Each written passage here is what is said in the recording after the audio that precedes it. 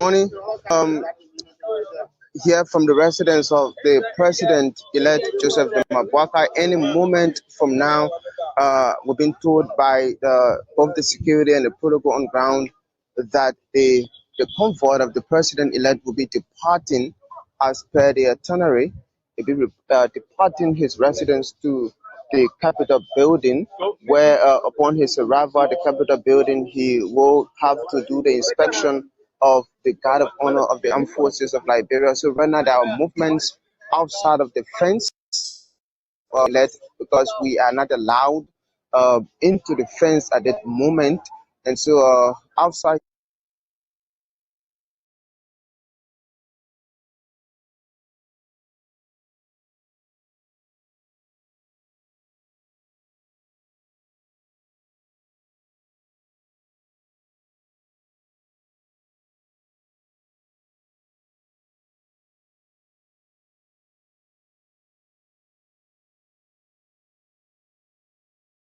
Of His Excellency Ambassador Joseph Braka, President-elect, Republic of Liberia. Please do not panic. Thank you.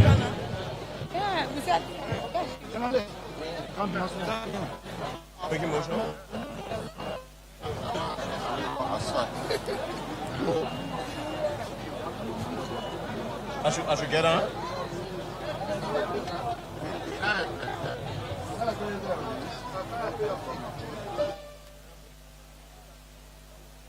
Don't put me all the day and fall down.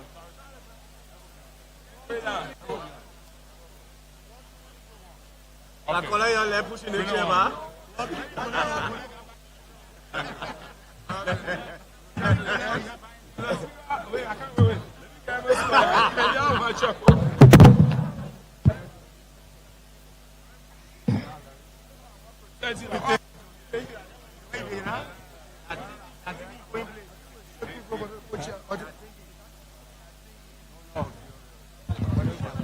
Colleagues have to be seated, so hold on because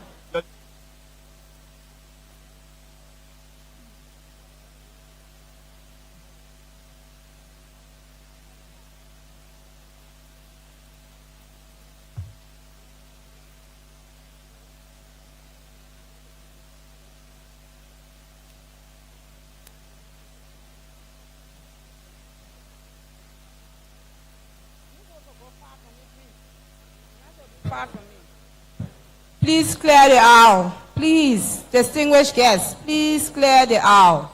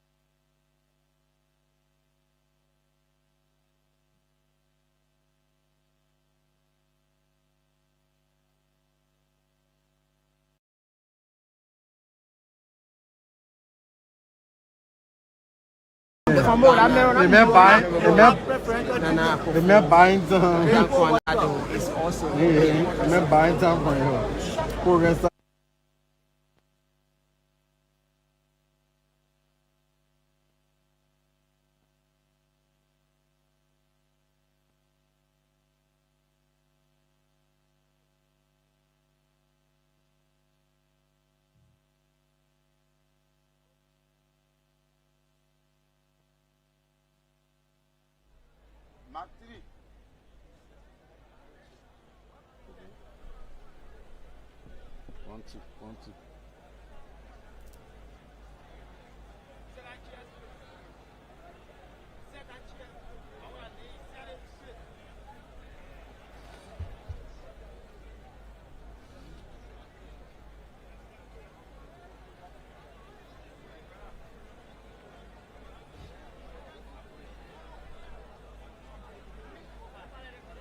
Okay, thanks for joining us. This is LMTV, live from the grounds of the Capitol building, where the inauguration of President-elect Joseph Boakai is taking place on this 22nd day of January 80, 2024. My name is Francis Pelena. On behalf of the team here, saying welcome. Let's be together as we move. What you're seeing on your screen there, the Speaker of the 55th National Legislature, Honorable Fonati Kofa, is seated. He will preside over the joint chambers. He will preside over the joint chambers of the legislature. Okay. The former Ghanaian President John Mahama just arrived here at the capital, and he's been escorted to his seat, and he's here with other heads of states. As soon as we take hold of the guest list, we'll be bringing everything to you. So as I was saying, the Speaker will preside over the joint chambers of the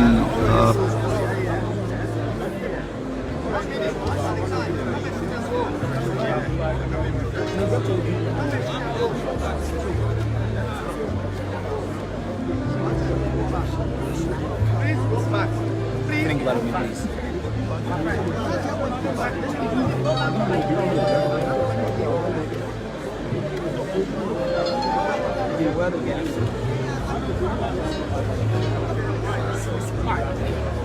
So, ladies on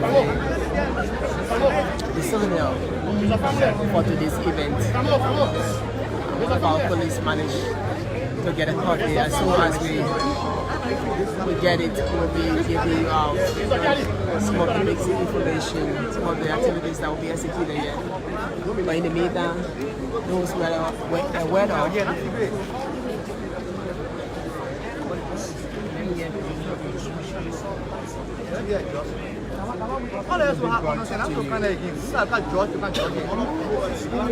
they're calling you as an authority on the next making yet? Good morning, everyone.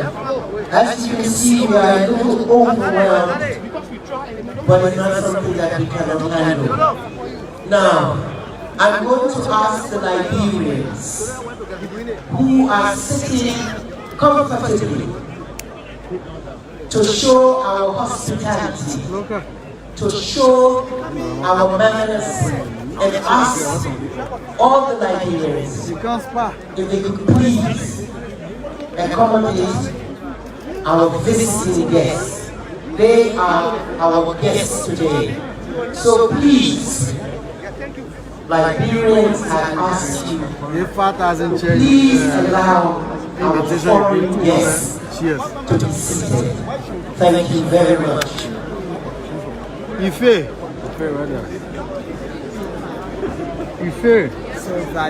away from their respective homes to be part of this occasion here.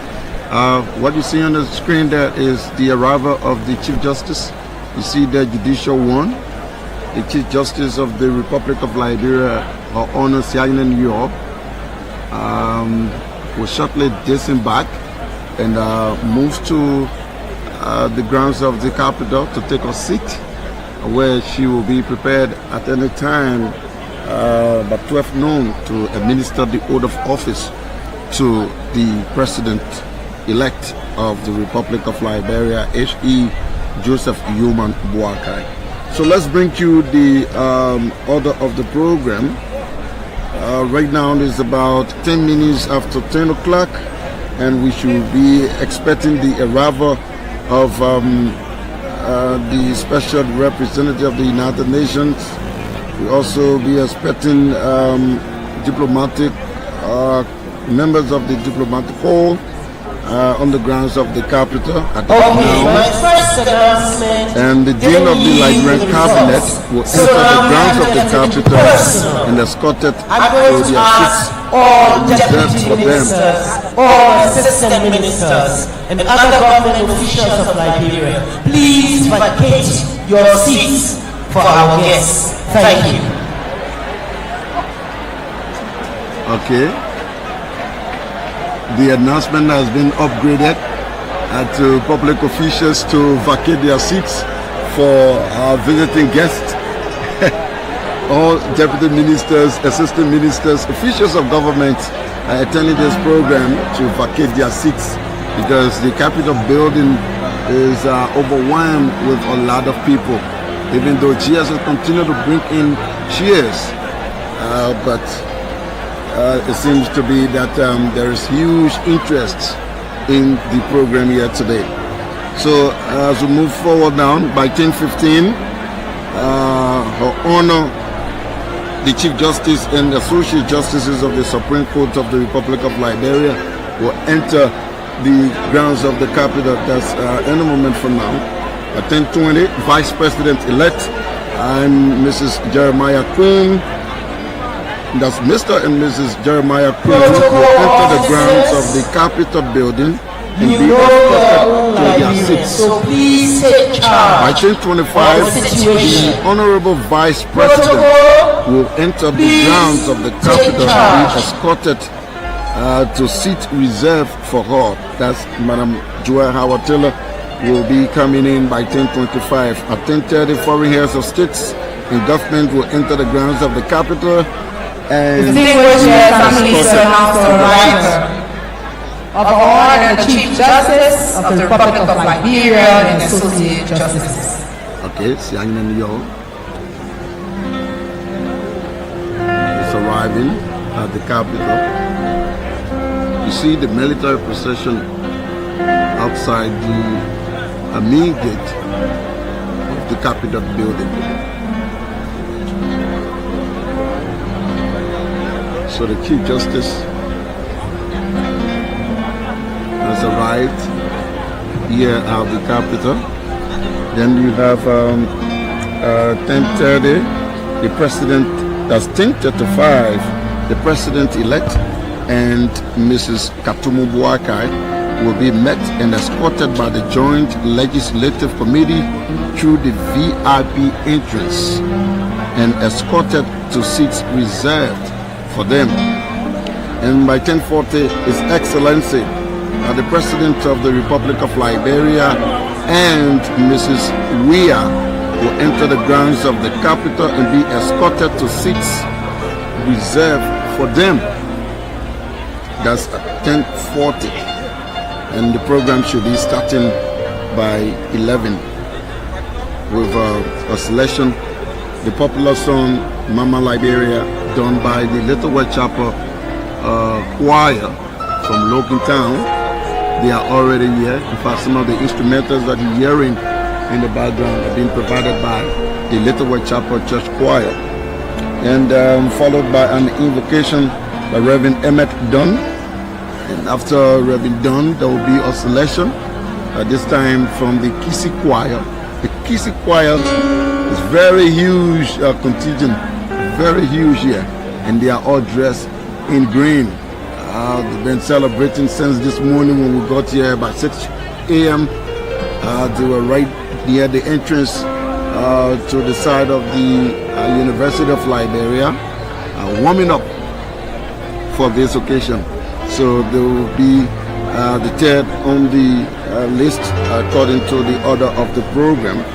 After the order of the program, there will be a special joint section, the convening of the special joint section of the 55th legislature for the sole purpose of administering the oath of office to the president-elect and vice president-elect. So that one will be turned over to the 55th legislature, the joint session presided over by Councillor Fonati Kofa, the Speaker of the House of Representatives, and also District 2 Representative, Grand Crew County. And the administration of the oath of office to the president-elect will be done by Her Honor Sianyina Yor, Chief Justice of the Supreme Court of Liberia. And that will be followed by the administering of the oath of office to the Vice President-elect, Honorable Jeremiah Kuhn, also by the Chief Justice of the Supreme Court. That will be followed by a selection titled To Dream. Okay. The arrival of Mod. Okay, that's the Vice President-elect, Honorable Jeremiah Kuhn, and his wife have been escorted now to the grounds of the Capitol building to take their seat. And the arrival of the Vice President-elect will be followed by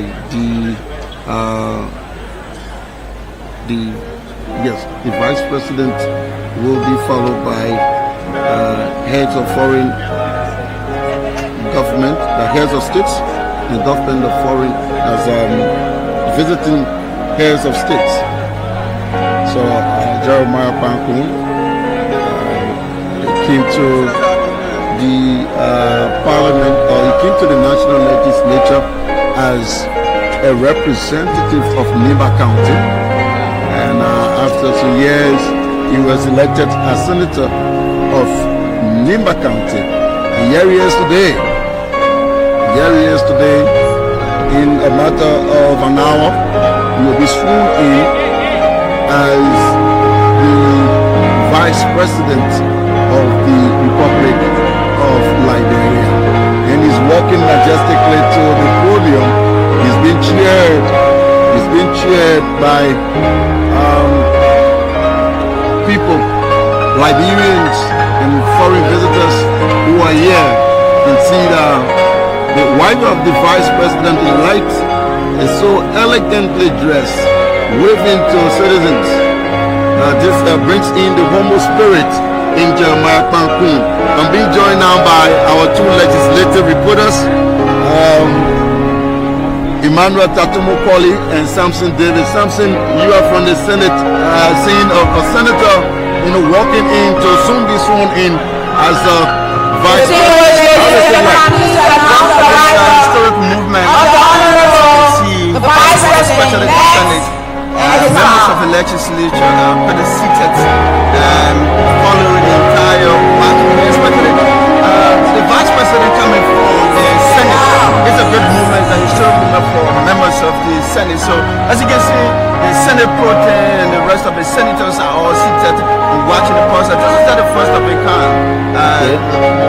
Join the vice president. Okay, so you are coming, Lieutenant Thomas Greenfield, former U.S. ambassador to Liberia and head of delegation from the White House.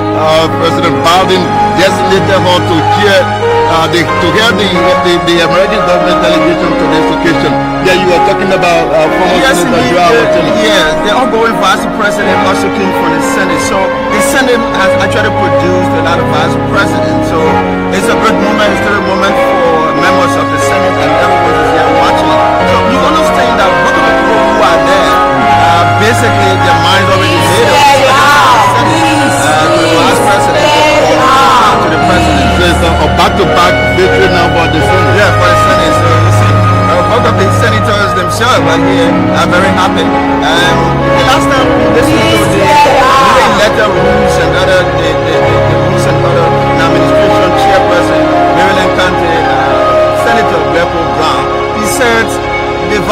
is from here. So we are going to do everything possible to decorate the area, to welcome him back home, because he's one of us and we have to do everything possible. possible. Samson, let me hold you there. There comes the former President of the Republic of Liberia, Her Excellency, Madam Ellen Johnson Sirleaf, here being escorted to the grounds of the Capitol building. Madam Sirleaf, we all witnessed the democratic transition between Madam Sirleaf and President George Weah. And so to still be alive and witness back-to-back transition is something that she must be proud of at the moment, Emmanuel. Yeah, good morning. It feels good to be here on the national radio. Seeing back-to-back transition. I remember 2018 on this same day at the SKD. This was happening, but then the president-elect at the time, George Weah, was being sworn in. Today again, this is happening just after 6 years. So it's a dawn of a new day for Liberia, and it feels good when democracy is at its best. And you see that Madam Sirleaf is still very strong, moving majestically here. Yeah, I mean, her presence here means a lot, owing to the fight that, you know, she and the current president-elect, they've not had some good footing. But the fact that she's here means that things have settled, and it feels good that this is our country, irrespective of our political persuasion. This is where we all belong. And of course, it feels good that she's here. She's been a huge day escorted, you know, by people from diverse backgrounds. So it feels good, and you see the old man, she's still energetic. She's still strong. And a few months ago, I saw her, and I mean, she's doing pretty well. She's doing pretty well. You can see the energy, the zest, and everything in her. Yes, I'm sure Madam Sirleaf is a proud woman right now. She's an eminent state woman now, not just for Liberia. She's an international figure. Yeah, she's an international actor, well decorated across the world. And so, as Liberians, you should take pride of seeing this woman still alive. So many years after.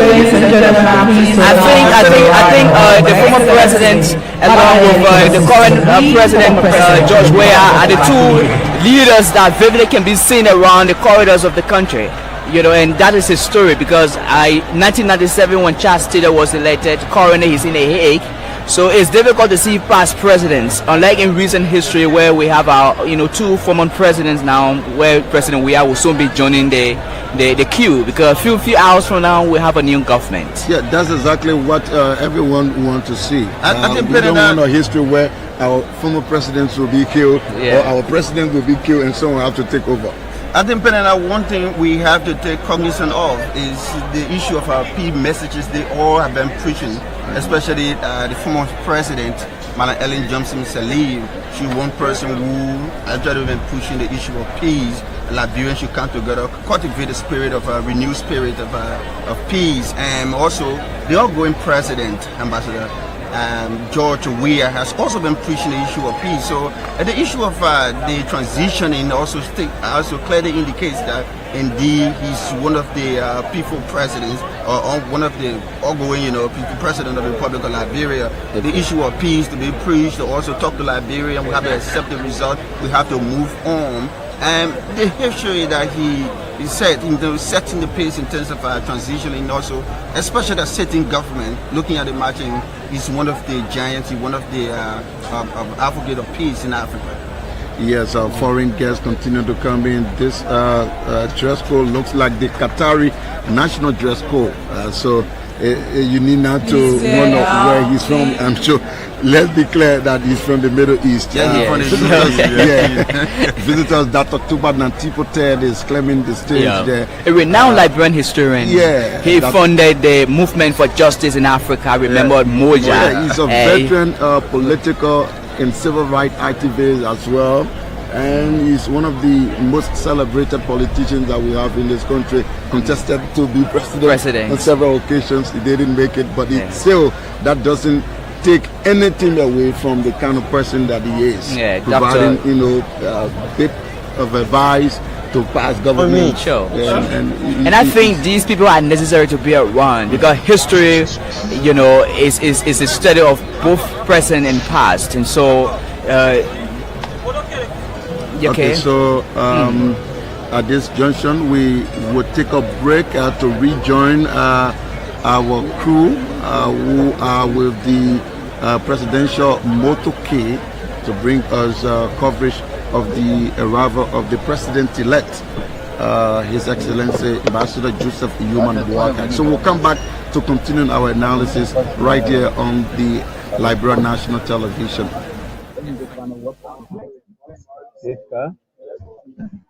But the only position that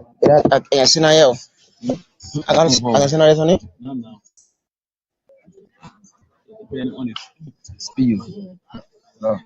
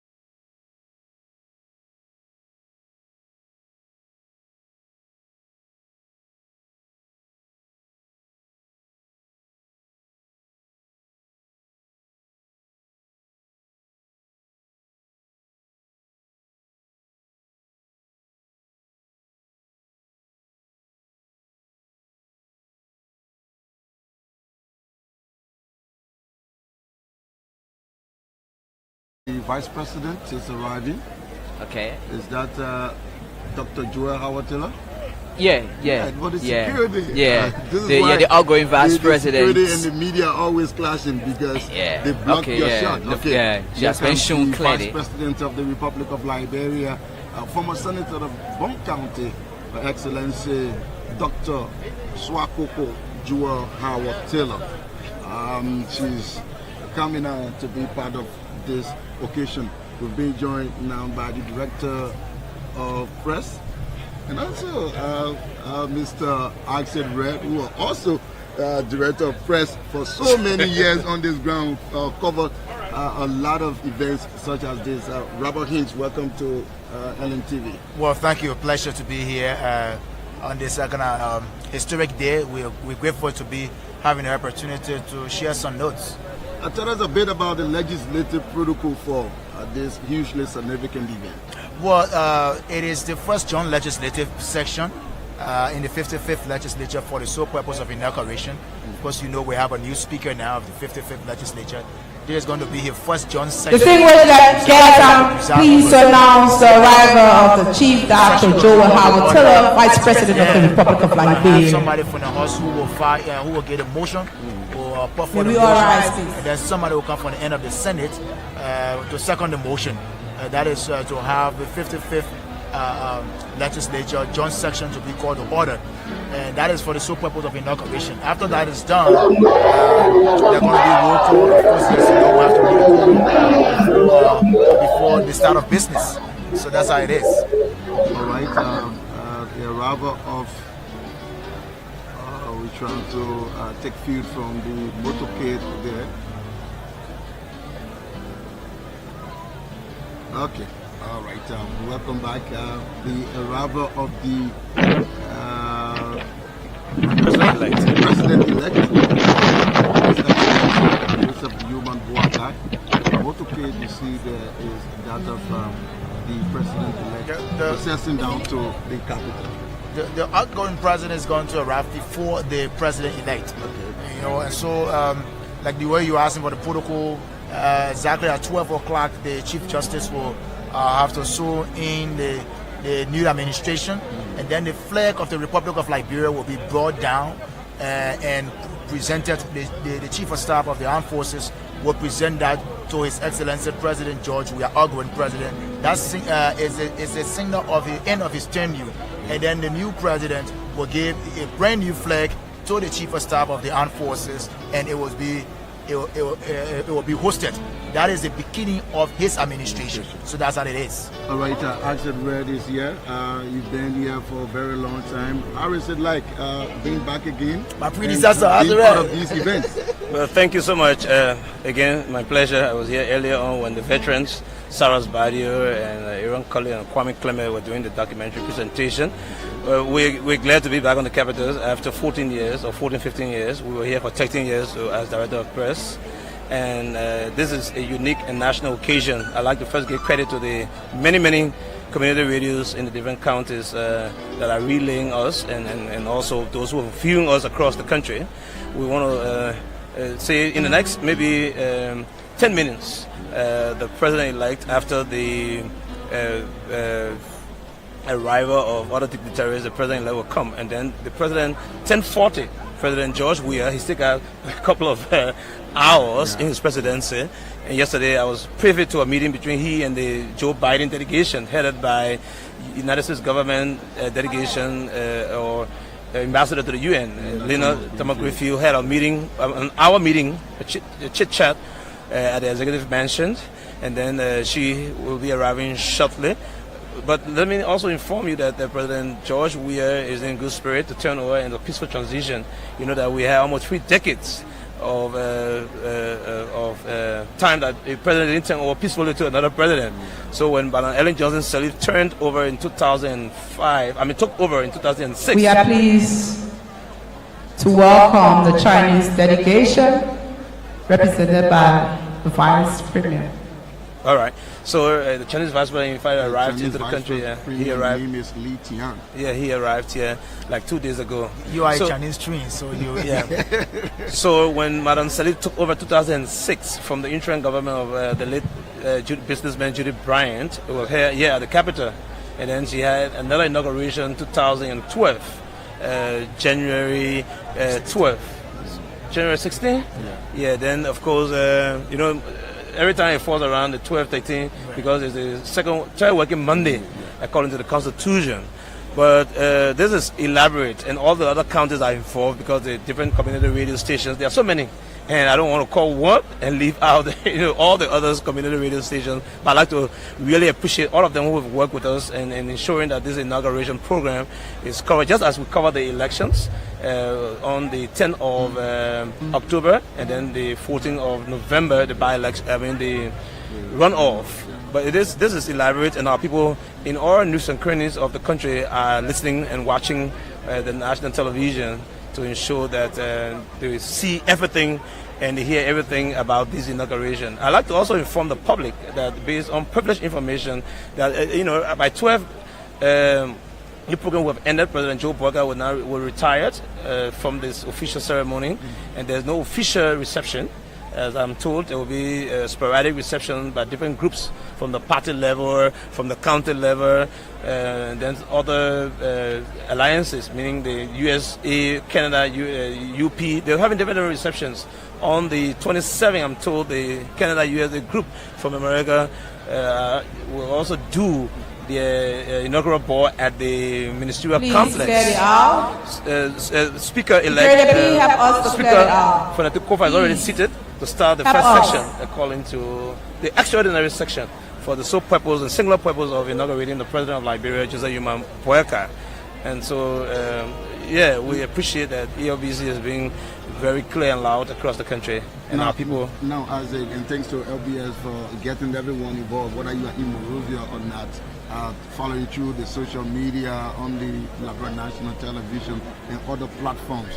Now, we are journalists, but we live in the community. Probably you and Robert can share on this one. How does it make the people feel? What are they saying? Seeing back-to-back transition, seeing our former presidents living with us in the country. This is added to the democratic credential of a country. In West Africa, Ghana leads. Ghana has successes, transitions from the New Patriotic Party to the NDC.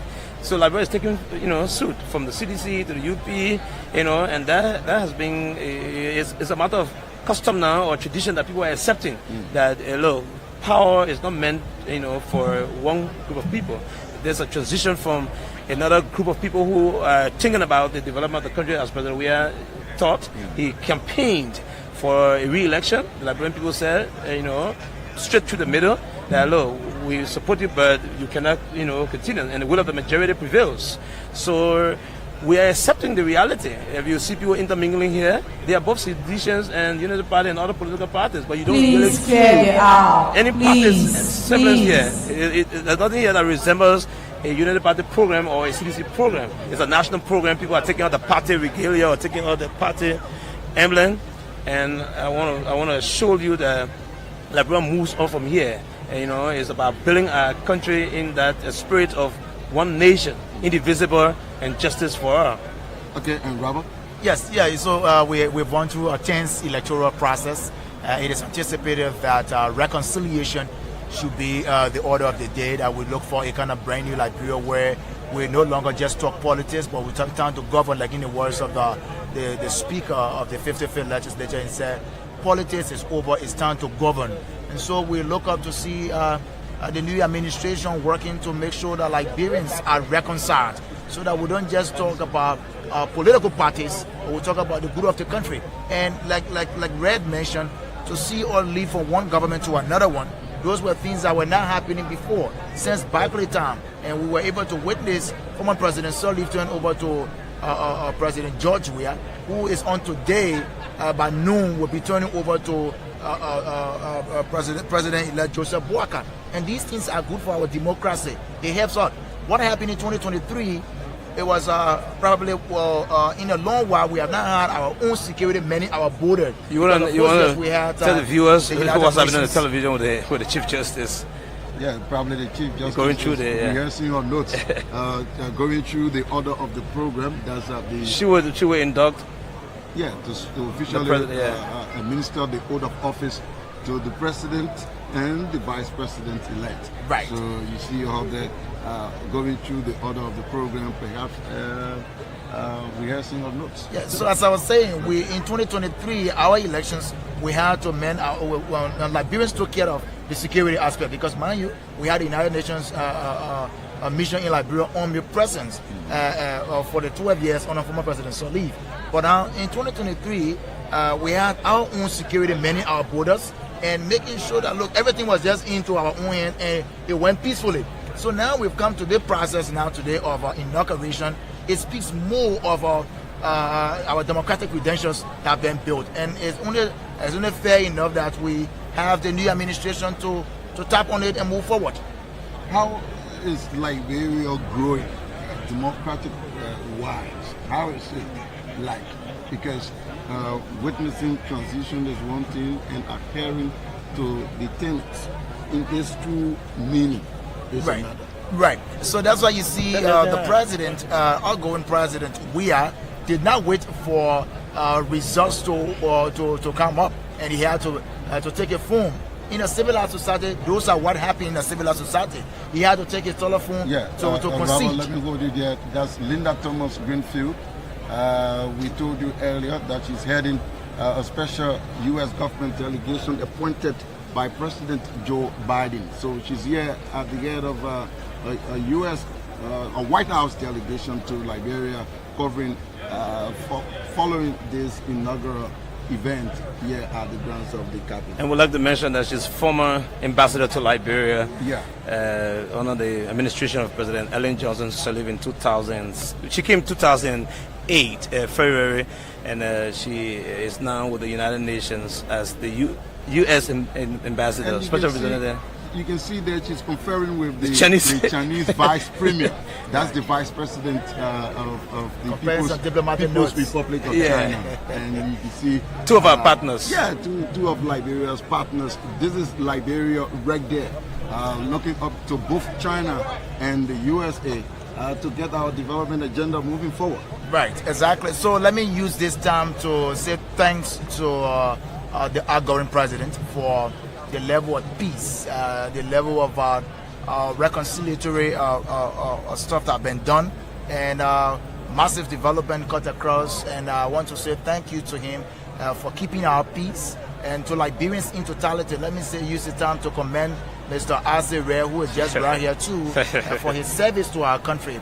Not many times people will want to be appreciative, but it's always good to do like that because people sacrifice on a daily basis to make sure that the vast majority of our people, like some of you people who make sure the news is on the air, waking up as early as 4:30 in the morning, including the director of news, getting yourself transported from wherever you are, and one of our correspondents. It's a service to our nation, and I'd like to use the time to say thank you to all of you for your service, and continue to do what you do for our country. Prosperity judge all of us, including the security. In fact, they've been working throughout. We saw them this morning. So, Francis, while you had the director of press at the Capitol building on, I was just thinking about what is anticipated after the inauguration. Okay. President-elect Joseph Nyimamboeka is inducted by the Chief Justice. Then I see Vice President-elect Jeremiah Pankun, former representative of District Number 1, former district. Like a Democrat. Yeah, they're trying to get one of the PA systems on. No fear for our audience who are listening. Nothing. Don't panic. It's not time for the. That reminds me of yesterday. They were burning trash behind their mansion, and then the news broke. Someone said the mansion is on fire. They're burning documents. So we're living in a community where there are a lot of misinformation, but we'd like to correct that. That the sound you just heard is the speaker that they're trying to switch on for the final when the president arrives and the inaugural program starts, that they'll be using. But I was just talking about Jeremiah Pankun, who is Vice President-elect. He came here 2012 as representative of District Number 1, and then he contested again in Nima County. He contested again in 2017 as representative for District Number 1 and 1. Then 3 years after 2020, he contested to be the replacement of Senator Thomas Grupi, and then he won.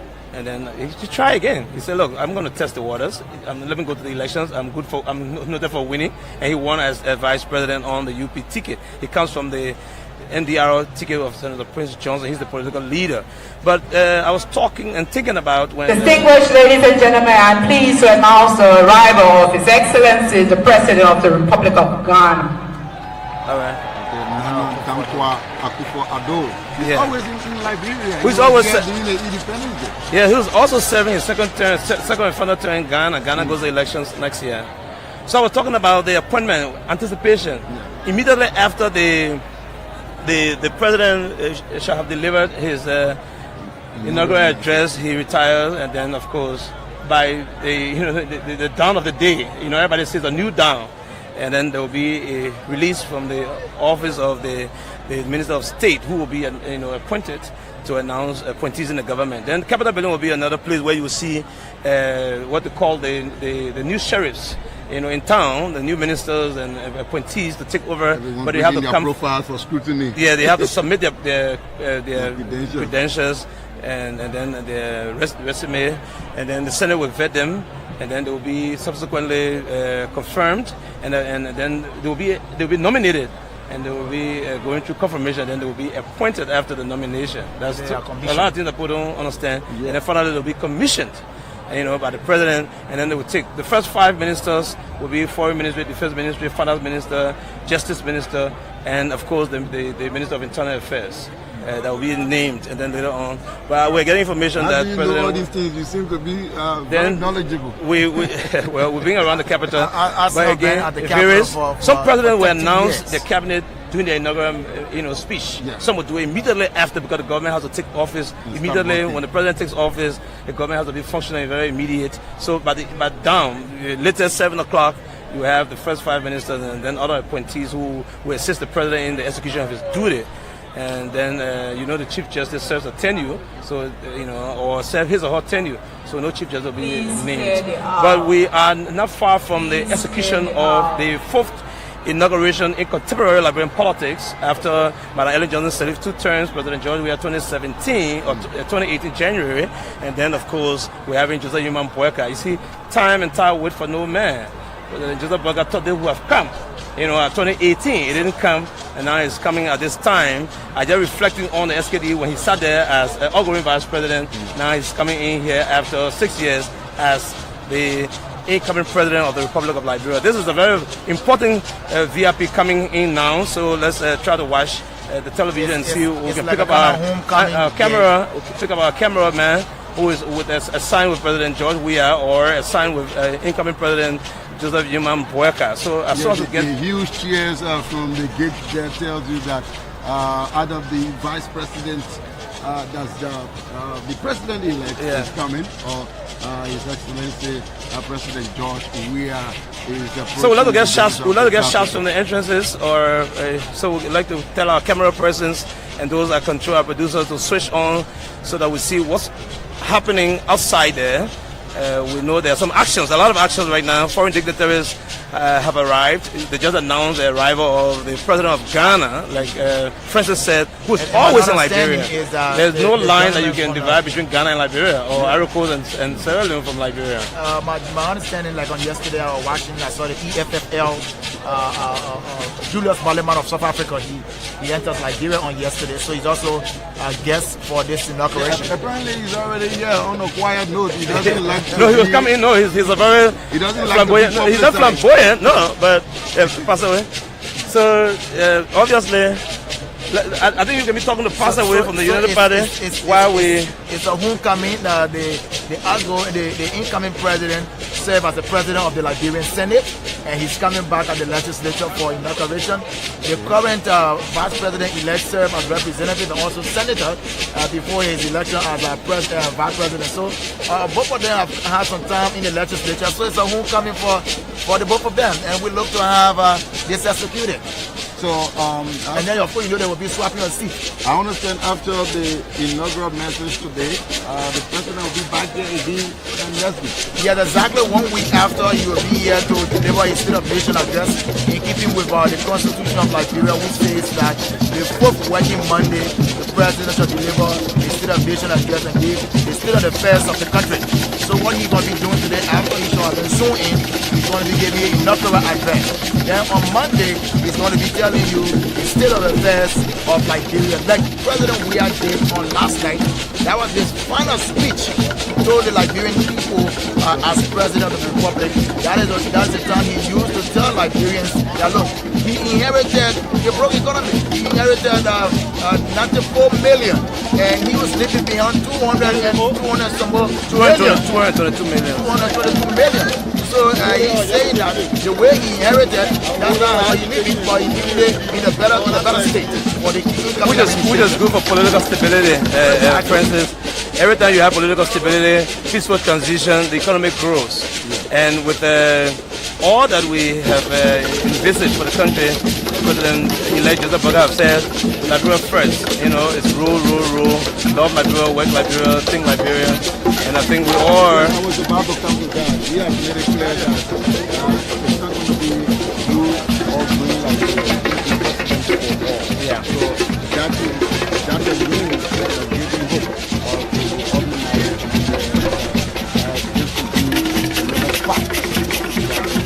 Yeah, sometimes, the good of transition is like bring renewal. Every market woman who sells in Kubasha market or in the Banga General market or in Balatua or in Salaye market or in Lokwatu, every Liberian thinks that, look, there's a new day. We have a new government. Everybody wants a clean environment. Everybody wants the police to be decent. Everybody wants the DA to avoid all the internal things that they do to be crisscrossing drugs from the dealer to the seller and people taking drugs. Everybody wants a clean society. And this is an opportunity for former Vice President Joseph Boakai, now President-elect, and in the next 2 hours will be President of Liberia, to now live up to those promises of ensuring that we have a better Liberia, where we have road connectivity. The people of the southeastern region have always cried. President, we have tried to some extent, right, to see, look, I would do the Rawa International Airport Road, let it be of international standard. I would do the Liberia, Ganta, Lukwatu Road. President Joseph Boakai now, the honor is on him and us, not only the president, but every Liberian to contribute to the process of ensuring that the road goes to Manikoma, the road goes to Wansanga, his home. Everybody wants to apply a good road. Lupa is known for producing food, and obviously and earnestly, road has been our problem. And the president that will be after 12 May Day, Joseph Boakai, have always said that look, road is a priority. If America likes us, let's focus on road. If China likes us, let's focus on road. If Guinea and Ghana, everybody likes us, let's do road connectivity between Guinea, Sierra Leone, and Cote d'Ivoire, so that people can fly the routes and increase trade and commerce. But I'd like to thank you for the opportunity. I bet we'll soon be leaving from here. I'd like to use that as my final word to say, look, it's one Liberia. It's no party of green or no party of blue. It's a party. It's a country of everyone. Thank you so much, Francis. Okay, as you read, this is just the General for Rural Broadcasting at the Liberia Broadcasting System, and also a former Director of Press at the House of Representatives here for 13 years. So he has that understanding of the legislative workings of the Republic of Liberia. Now with the current Director of Press at the HOR. Now Robert, you were talking about the President having to come here in 7 days to present his legislative agenda to the people of Liberia through their able deputies here. Now, isn't that too much to do in a short space of time? No, the same thing happened 6 years ago. Exactly on the 22nd of January was the inauguration in 2018. I brought President George Weah. And then on the 29th of January, it was exactly 1 week. He was just 7 days old as president when he gave his State of the Nation address, giving you the state of affairs of the country. Like, once you have outgoing president, I've mentioned, so this is how I live in the country, I live in this. When he takes over and gave me his state of affairs of the country, then he able to present his legislative agenda to the people's deputies. So that's how going to be happening on the 29th, the State of Nation address. All right, you can see on the screen there preparation for. So as we leave, we're going to welcome to other stuff. Yeah. So let me leave you. Thank you. So that's Robert Hayes. He's the director of press at the House of Representatives. So a lot in store here. We still await the arrival. Okay. Here he is.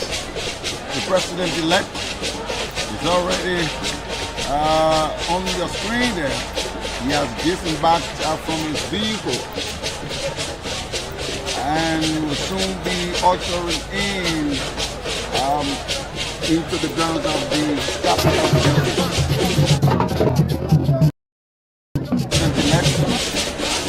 Human archive now processing towards the Capitol grounds to take a seat.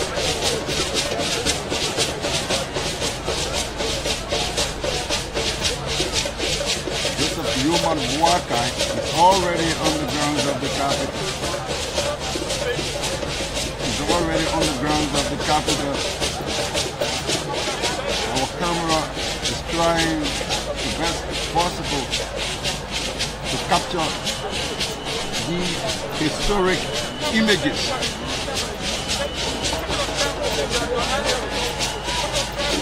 And he's coming along with Mrs. Katumu Buaka, the incoming First Lady of the Republic of Liberia. Huge cheers. Huge cheers for the President-elect. Huge cheers for the President-elect. Joseph Zuma Boakai.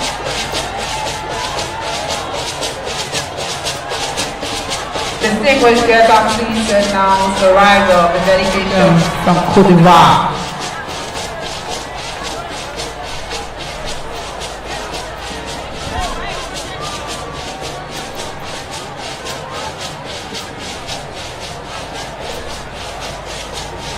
Vice President, the former Vice President, the President-elect, is Joseph Zuma Boakai, is dressed in a country club for his inauguration. Distinguished guests, this is the moment we are pleased to announce the arrival of His Excellency Joseph Zuma Boakai, President-elect and SPA.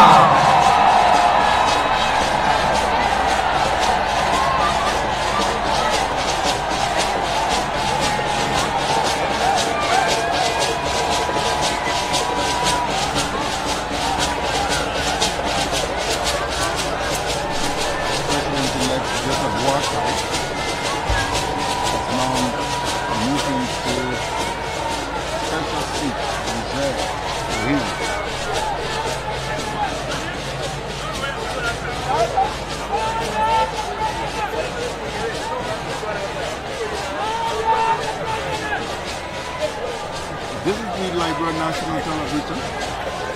We are coming to you live from the grounds of the Capitol building in Monrovia on today, Monday, the 22nd of January, 2024.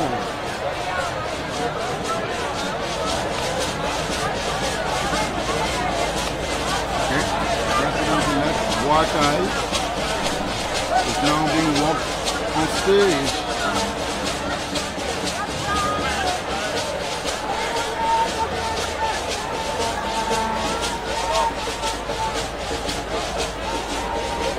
A lot of people near the official platform here.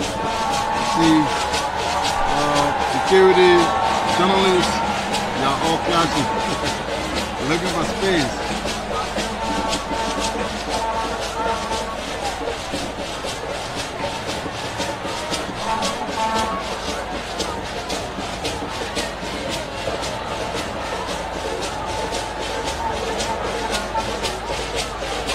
My two legislative reporters, Samson David and Emmanuel Colley, were here earlier. Probably will be coming back very soon to continue this broadcast.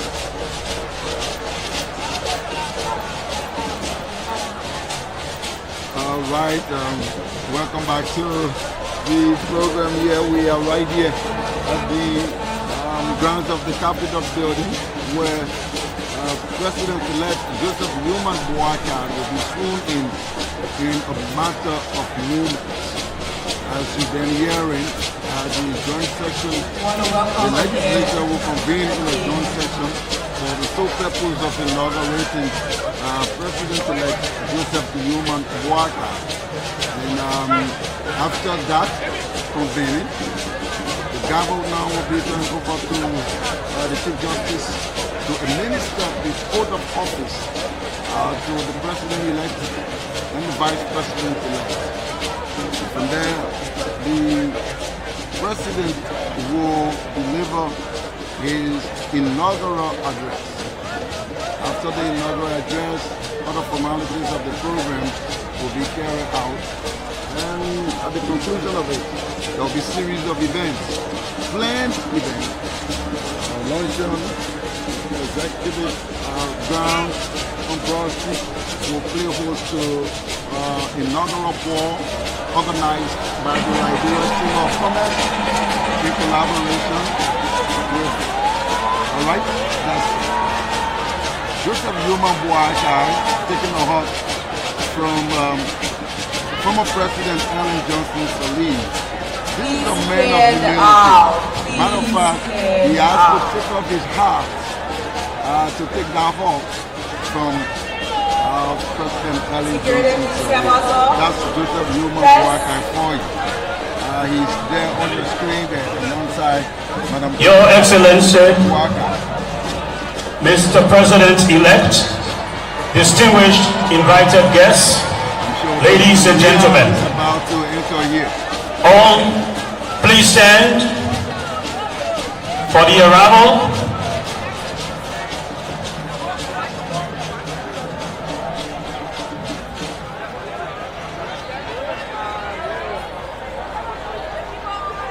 until President George Weah should be arriving any moment from now. Any moment from now, President George Weah should be arriving. It's already 11:01, and we should be starting the joint session to carry out this program. Very, very short. So let me just give you order of the program, a roundup of the order of the program as we await the arrival of the President. A selection by the Little White Chapel Choir, followed by an invocation by Reverend Emmett Dunn. The TC Choir will come in with a beautiful selection of TC songs. And then the joint session, a special joint session, will convene at the 55th National Legislature for the sole purpose of inaugurating the President-elect Joseph Newman Boaka. That will be followed by the administration of the oath of office to the President-elect and also... Distinguished ladies and gentlemen, let's move to the podium. Please remain standing.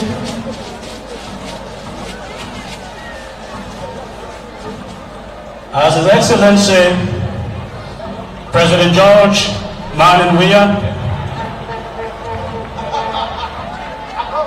arrives on the parade ground.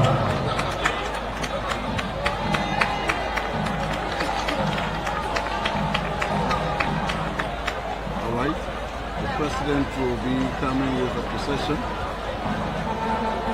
of the Armed Forces of Liberia.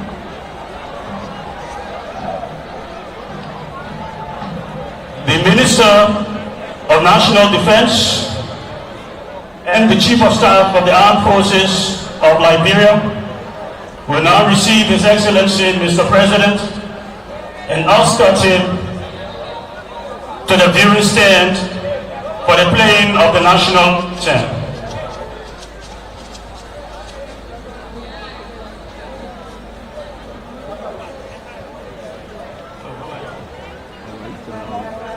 President George Weah is still in the vehicle, is about to disembark.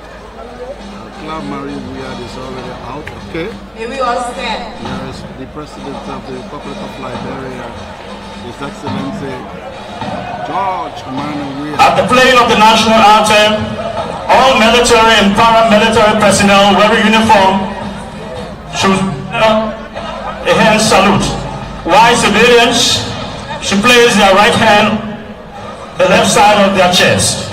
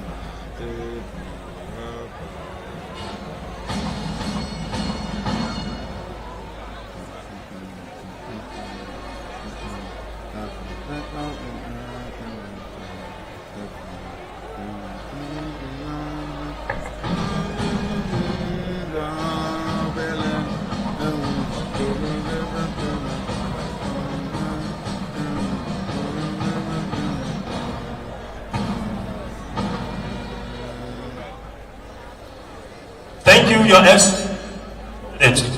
You may now proceed to the inaugural stand.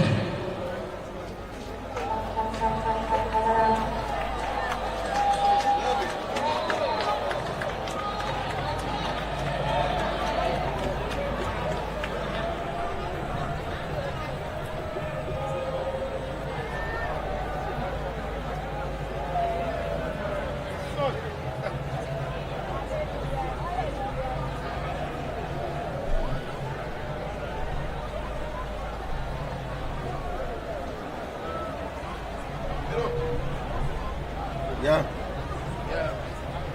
So finish, eh? Yeah, for now.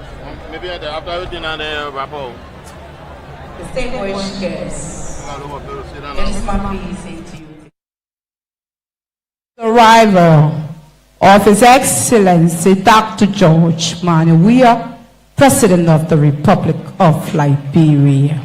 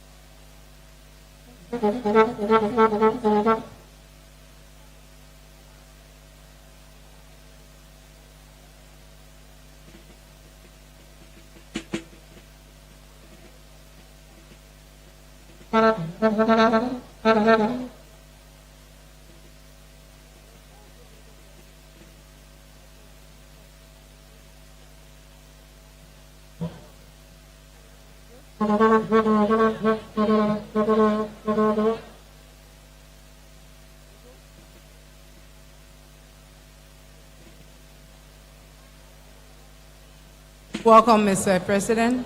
You may have a seat.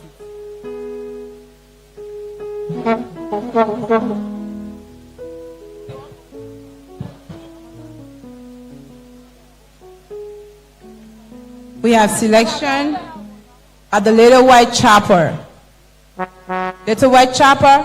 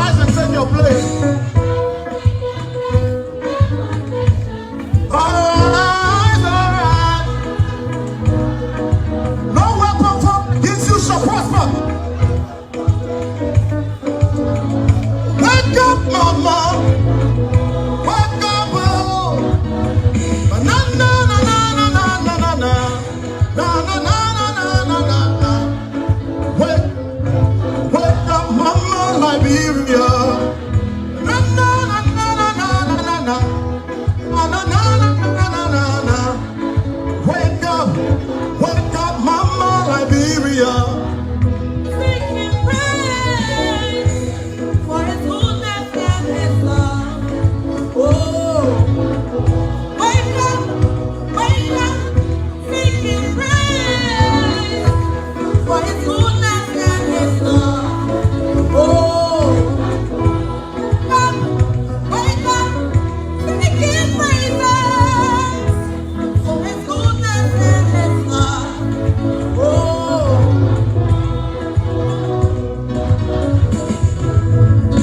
Come on, all ye Liberians, let's raise up our hands, give Him thanks and adoration for His restoring those years, the look of the beacon. We pour it out.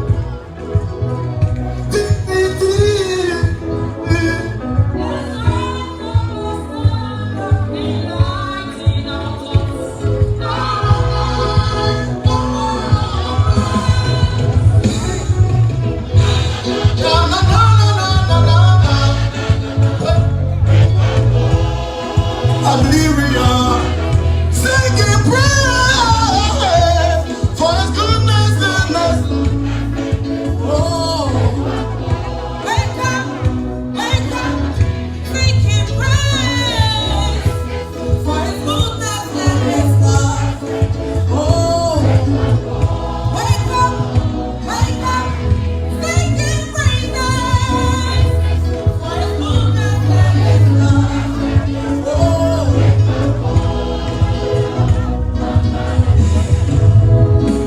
Through all these calamities, saved by His grace, just the shore of lucky hand. Wake up, mama, morning and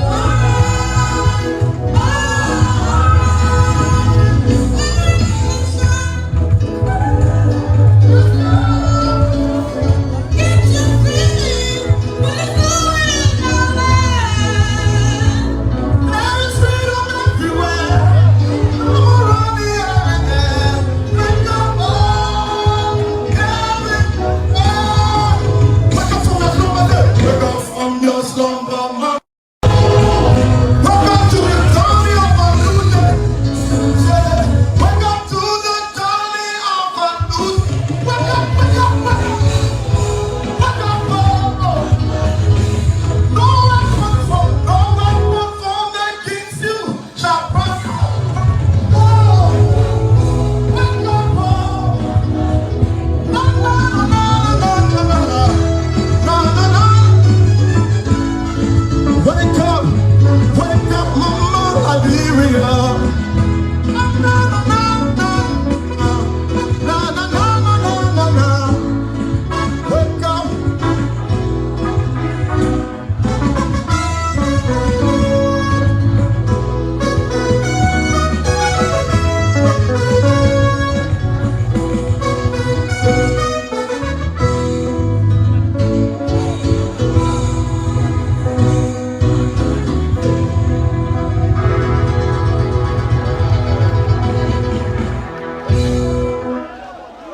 Thank you very much. I want to recognize the presence of the Vice President of the Federal Republic of Nigeria.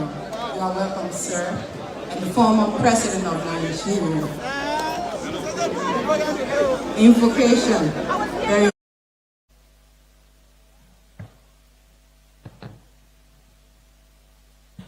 Let us pray. God of our forefathers, God of our foremothers, God of our forefathers, God of our foremothers, God of our mothers and our father, God of the southeast, the northeast, God of the east, south, and west. We, the sons and daughters of this great land of liberty, with our friends from across the globe, have assembled on this hill called Capitol. We beseech you, O God, to give providence guidance over what we do here today. For as we assemble, we come as citizens of this great land to perform one of the greatest duties we have, and that is to witness the peaceful transfer of power. For this we give you thanks. Thanks for sustaining us and for keeping us in good times as well as in times of challenges. We join our voices with those whose blood remain and remind us of their sacrifices to invoke your presence. May the divine providence of Grippo watch over us, and may the guiding light of Himswa remind our elected officers that this indeed is a government by the people, of the people, and for the people. For in union strong, we must not and we shall not fail. Shalom, inshallah.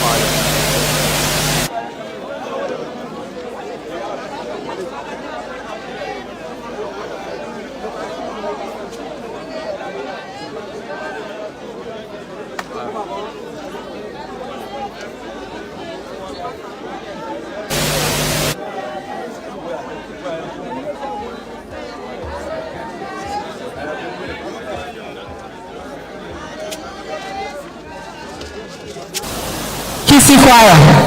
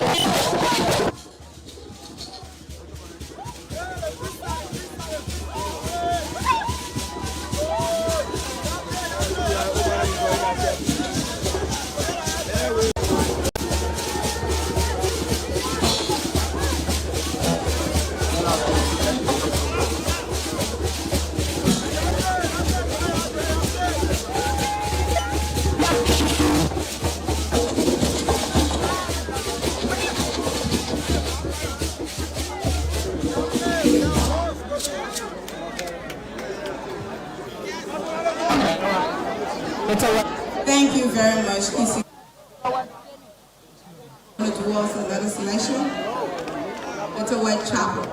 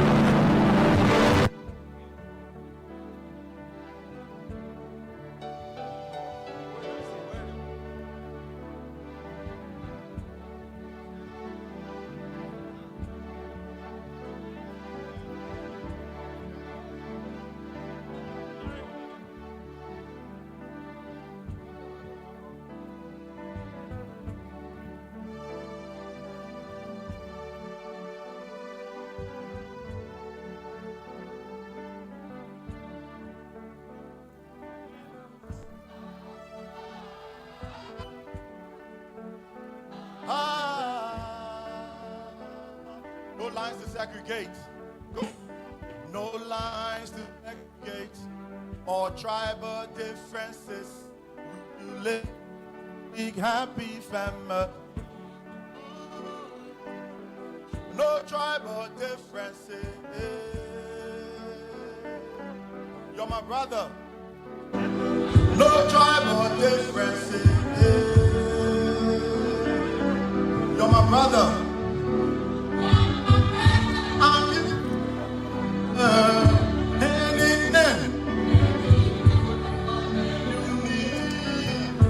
You make a motherland.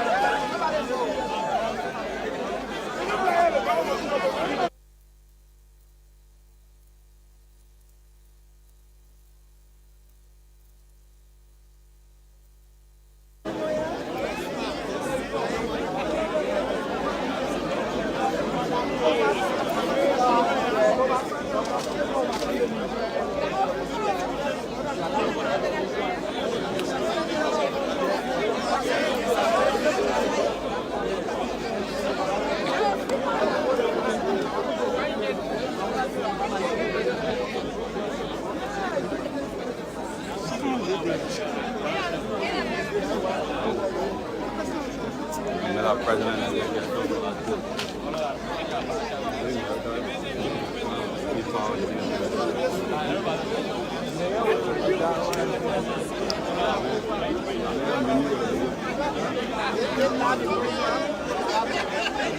Please clear the aisle.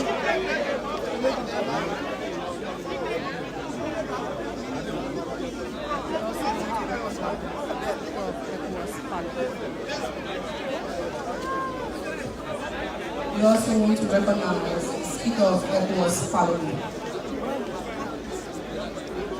You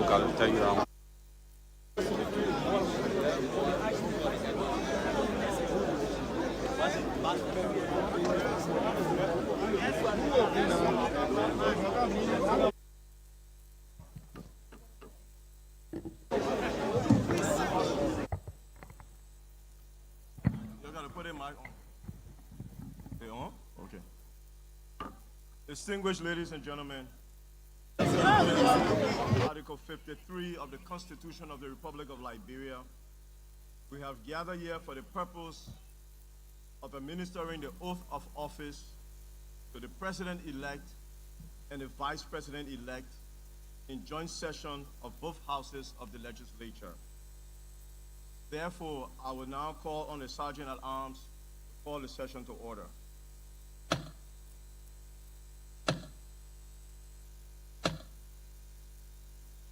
Good morning, Mr. Speaker, Madam Pro Tempore, and members of the 55th Legislature of the Republic of Liberia. Honorable ladies and gentlemen, I have the honor to announce to you the opening of the first joint session of the 55th Legislature of the Republic of Liberia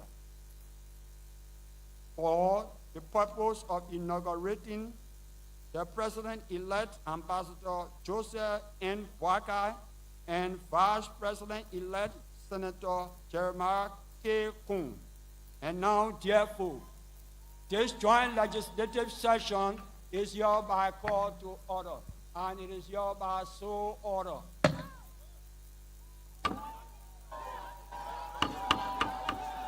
The House will be in order.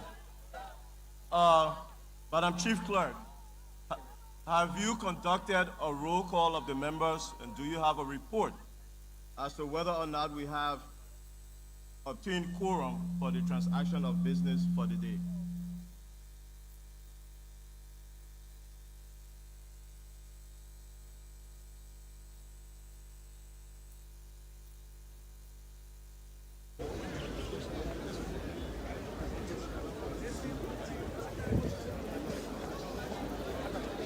Honorable Chair, Honorable Councillor J. for Natikofa, Speaker of the Honorable House of Representatives. Honorable Chair, Honorable Councillor J. for Natikofa, Speaker of the Honorable House of Representatives, the presiding officer of Senate Pro Tempore of the Liberian Senate, honorable ladies and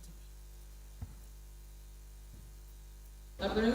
I'm honored to announce consultation with the Secretary of the Senate's office that we do have a quorum for the transaction of this joint legislative section for the sole purpose of inaugurating the President-elect, the Vice President-elect of the Republic of Liberia, Excellencies Ambassador Joseph Juma Boakai Sr.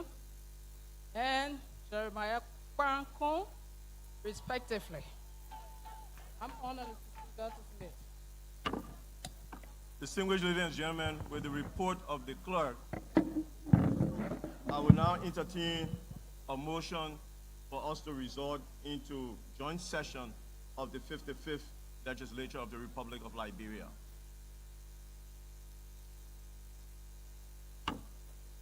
Honorable Julie Fatoma Wia.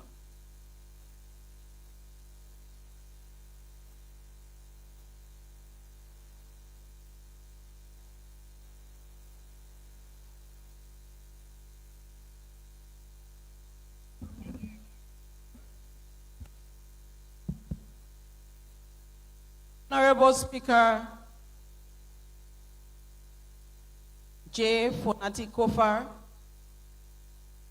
Honorable Deputy Speaker Thomas Panga Fala, the Honorable Senate Pro Tempore Senator Nyombi Kanga Lawrence, the distinguished colleagues of the 55th Legislature, I, Honorable Julie Fatoma Weir, representative of District Number 2, Lufa County, move, if I can obtain a second, that this legislature convey into a joint legislative session in sole purpose of inaugurating the president-elect and the vice president-elect. Ambassador Joseph Nyuma Boakai and Senator Jeremiah Kung.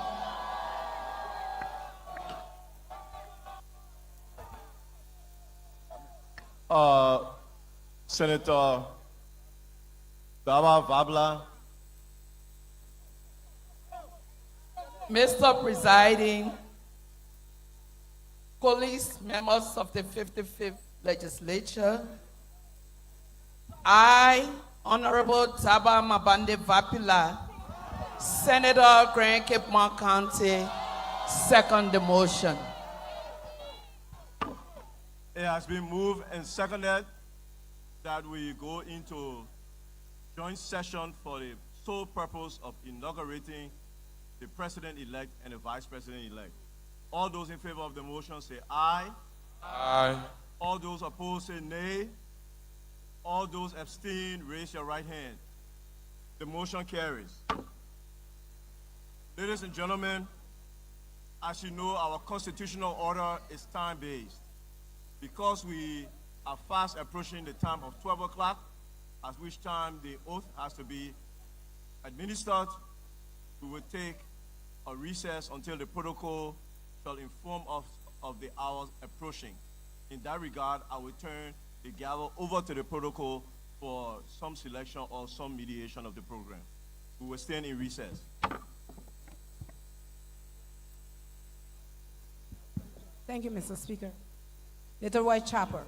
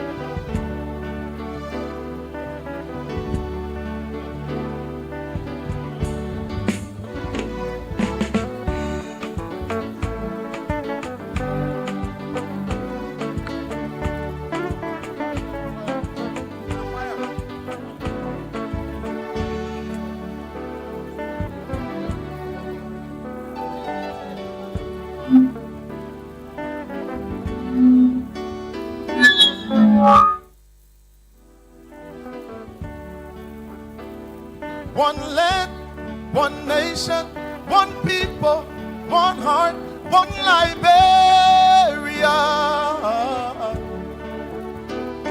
One land, one nation, one people, one heart, one Liberia.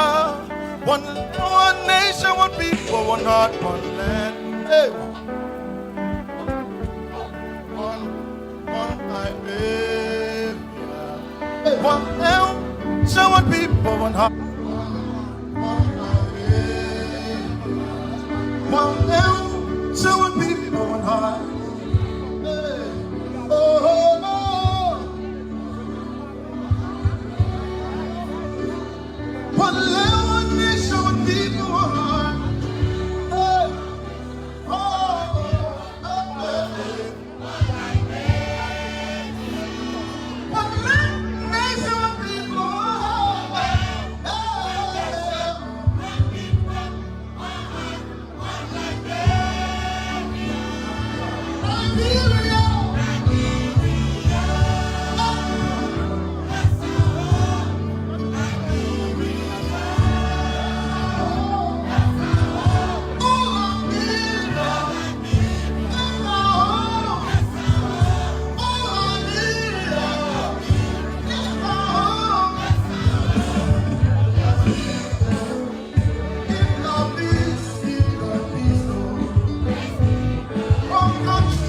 One people, one family. You're my brother, you're my sister. The drummer man, the dropper man, the beat man, the bella man, the crew man, and the fireman. The crew moves up and the mandingos and rebels are all one. Even the bella cry and fireman. Let's come together as one happy and peace is sure. Put country first to keep the. It is up to you and I to keep the peace.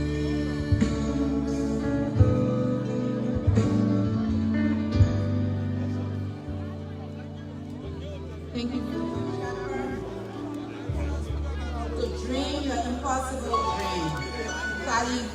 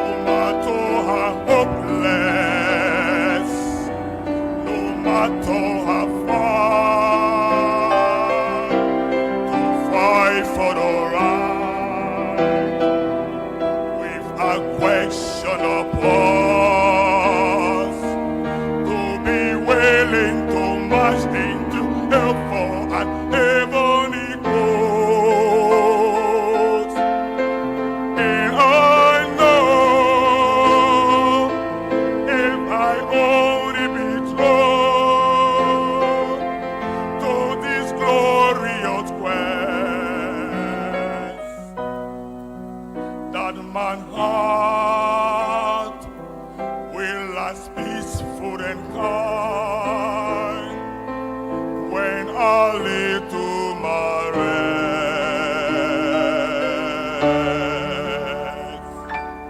and the world will be better for this. Not one man scorn and cover with skies. Stay true, waving last bunch of courage. Hooray, the unreachable star, the unreachable star, the unreachable star.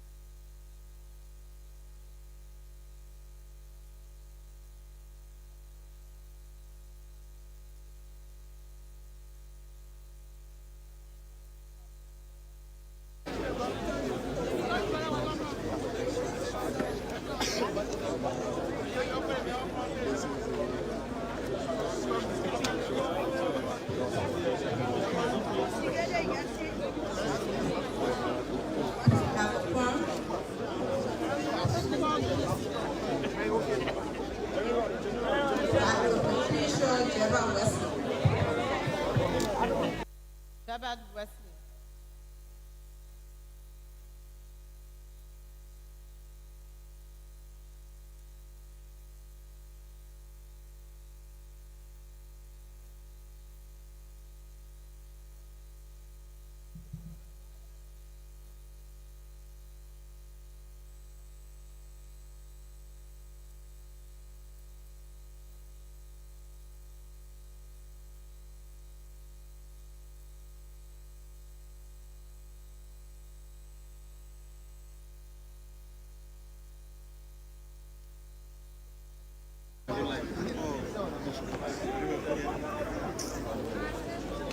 Liberia, home of our mothers' mothers. Ninuya abati o. Ninuya abati. Oh, Liberia, land of our father's father, the freedom seeker, where the wayfarer came home to the mountains of Lofa, Nimba, trampling the tropical forest through Born, coming down the hills of Grand Gideon. Our fathers planted feet, some to the coast of Cape Mount, Cape Palmas, Sino, Bassa, Duka, traveling by day and by night. From the mountains to the coast, our fathers came centuries ago and planted our umbilical cords deep in the soil of this place. Oh, my people, this is our home, one people, one Liberia, all of us, where our fathers died to give us this land. Though we sing of you, we also wail for you, in a hope of a day when we will truly know that we are one of the same people, same blood, same root, no matter where we came from. Through the centuries, we have sought to remake you, to envision the people we truly are, to carve out of the depths of our pain and longing something we can all call our home forever. Oh, land of liberty. Oh, home of the longing traveler. Oh, home of our mothers' mothers. This is where we belong. Liberia of the brave, resilient, and happy-hearted, peace-loving people, rise to the new day. My people, the world is waiting for us. You have shed your blood in search of freedom. You whose history we have lived in our daydreaming and our hope of a better world. Oh, mother of mothers, land of the endless ocean waves, stand. In the midst of doubt and injustice, stand. In the midst of want and hopelessness, stand. In the tumbling waves of chaos, stand. Feed our children, be one, and stand. We must lead from the coast of Harper to Cape Mount, from Grand Passa's shores to Sinai's beach line, from the mountain range of Nima to Mount Rutivi, O motherland, home of the tear bearer, the town crier. Our children wade along Monrovia's hills amidst the rolling ocean waves. For too many decades, our mothers have borne the burden of children, heavy loads upon their heads, sitting at hard market tables so their children will eat. Too many decades, our children have meandered like the Mesurado River around our cities, tiny bodies meandering between cars, selling wares, planting chips, candies during school hours. Our children must live the life our mothers died to give us. Our children are waiting to walk the paths we will carve out for them. You of the loving heart, you of the free spirit, oh Liberia of diverse languages, where we speak the one language in our cuisine, of diverse sauces and stews, our cooking that cannot be duplicated anywhere else in Africa. We are one nation, where some of us arrived home from slavery centuries ago, and others born here or came from afar, but we are one. Too many of our daughters are waiting in bathrooms, even though the classroom is the better way. Wake up so we can feed them knowledge, oh Liberia, of sunshine, land of many rivers and immaculate coastline. The beauty of our soil will always be ours, but our children are waking in the torrential rain so we can open the doors to let them in. Liberia that our songs die for. Liberia that we sing from far off lands, where some of us fled so Liberia could live. But we come home and again because we must clear the early dewdrops. Oh, we must rise above the fray, oh my people, and clear the broken pathways. Testing. The time of the recess have expired. The honorable ladies and gentlemen will be in order. We will now invite or honor the Chief Justice of the Republic of Liberia to administer the oath of office to the President-elect and the Vice President-elect of the Republic of Liberia.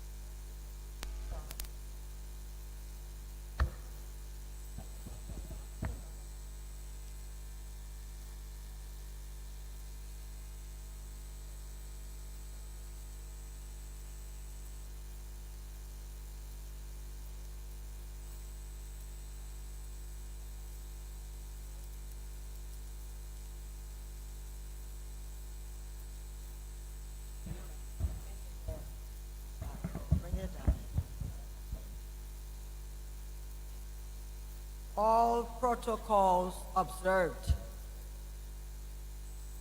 I have been made to understand that the Bible that the president-elect will be using today was given to him by former President George Bush of the United States of America.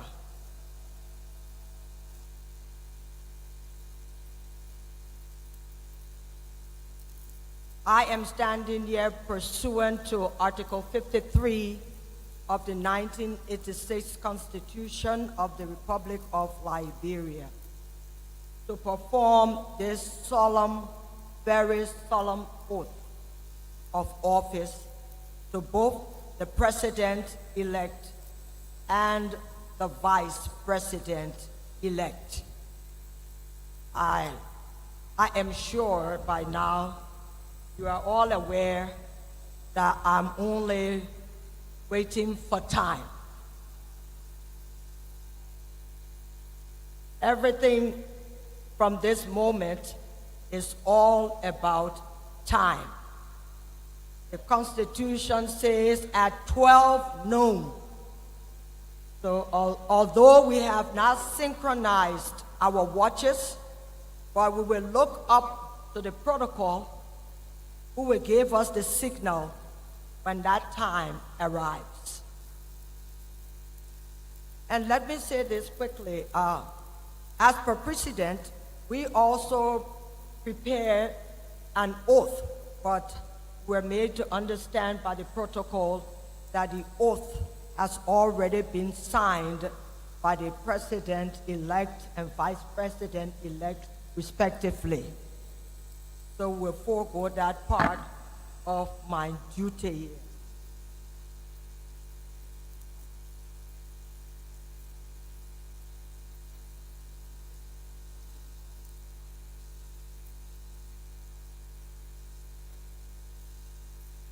Just be a little patient.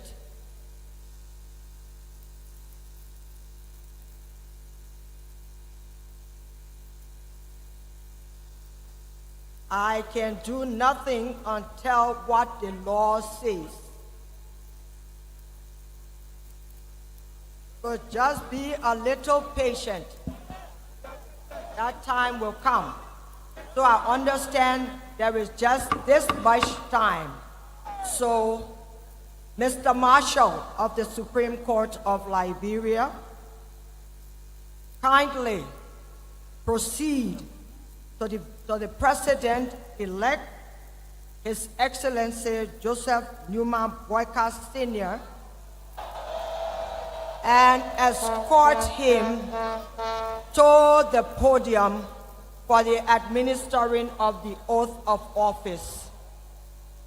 And I ask all of us to please be prepared that at the commencement of that solemn moment, at the commencement of the administering of the oath, you will please stand.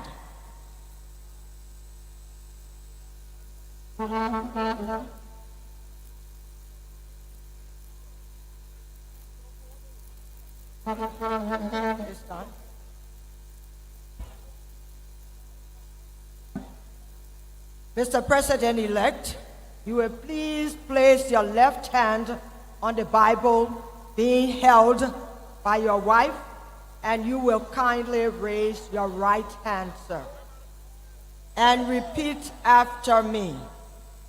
All standing, please. I, Joseph Newman Boyka Sr., do solemnly swear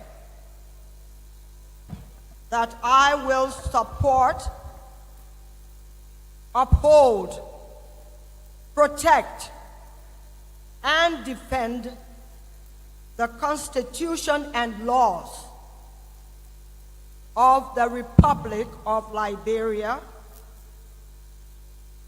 bear true faith and allegiance to the Republic, and will faithfully, conscientiously, and impartially discharge the duties and functions of the office of President of the Republic of Liberia. Liberia. To the best of my ability. So help me God.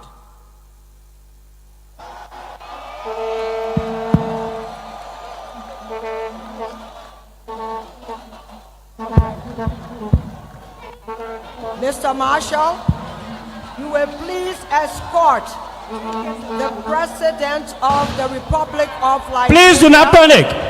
Please do not panic. It is a 21 gun salute. Do not panic. To his seat of honor.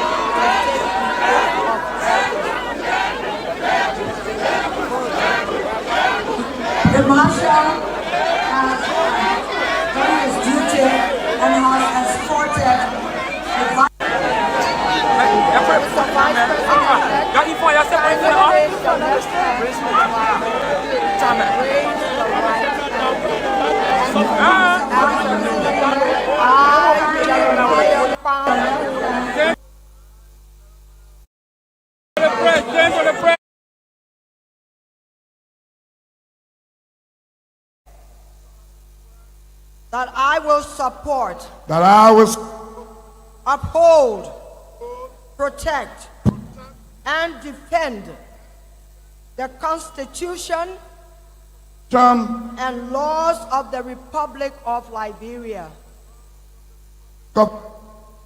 Bear true faith and allegiance to the Republic, and will faithfully, conscientiously, and impartially discharge the duties and functions of the office of Vice President of the Republic of Liberia. President of the Republic of Liberia. To the best of my ability. To the best of my ability. So help me God. So help me God.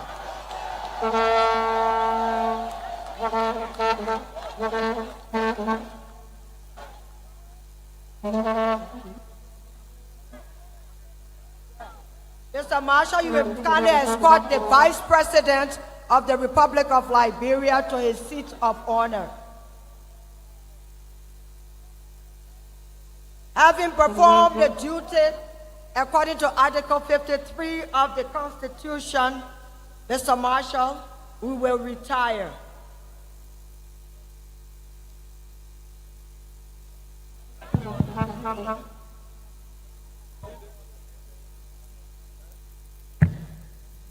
Thank you, Madam Chief Justice.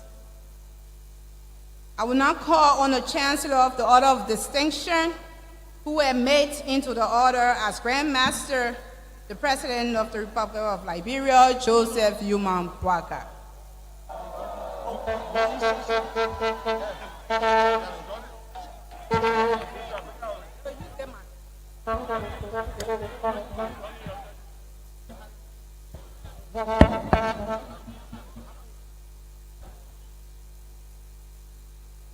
Your Excellency, I am honored with utmost humility to present to you the color of state,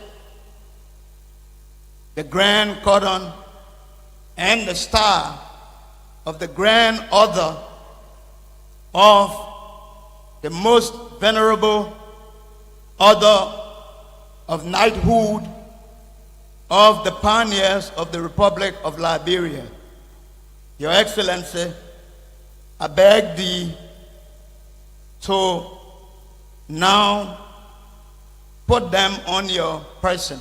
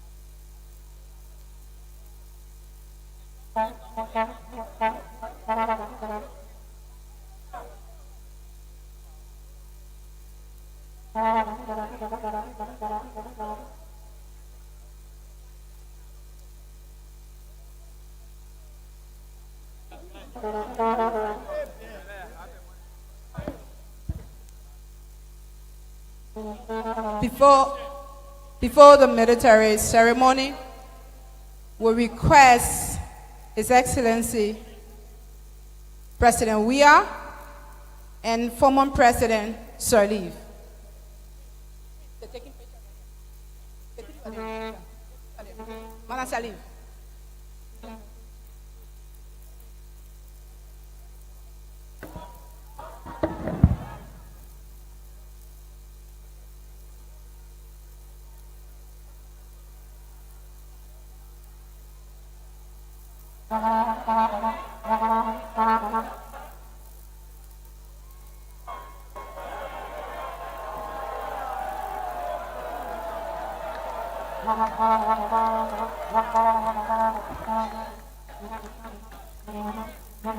Madam Sirleaf will now have a seat as the two president and former president will be escorted for the military honor. Helena.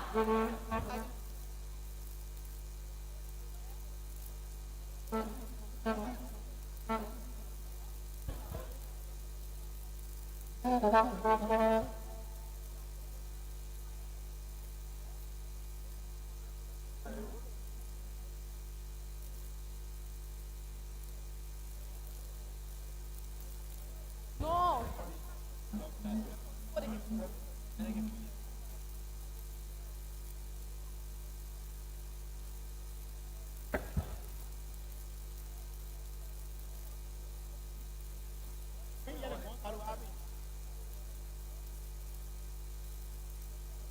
Please clear the aisle. Please clear the aisle.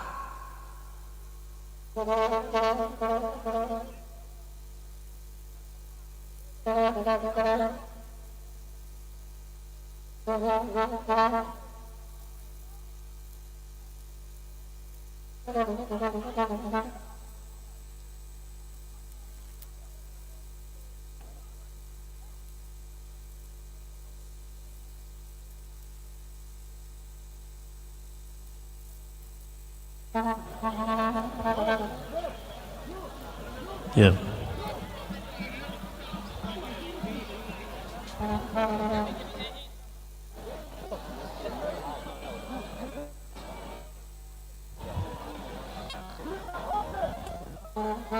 Ladies and gentlemen, come of the inaugural parade.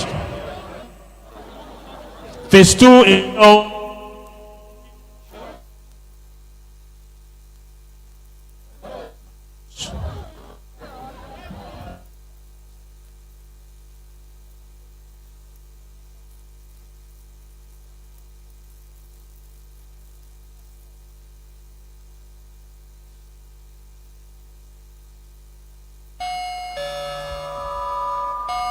Okay.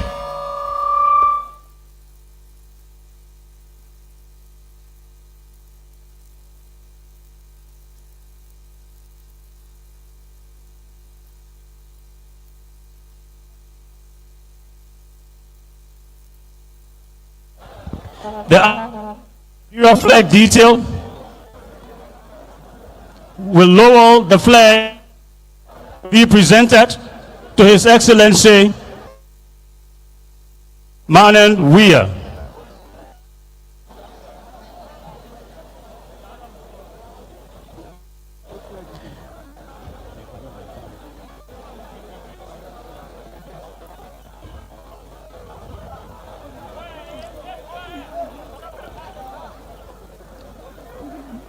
The lowering, folding, and presentation of the flag to the outgoing Commander-in-Chief symbolizes the termination of His Excellency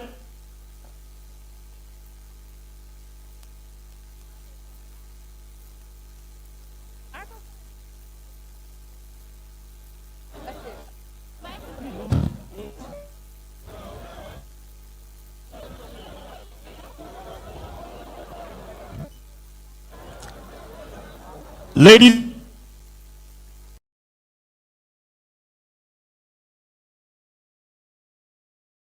Let me come front, sit down. Ask me, why you came for me, man? Way back. No, don't shop me for whatever. What are you shopping for? Yeah, what are you shopping me for? I didn't.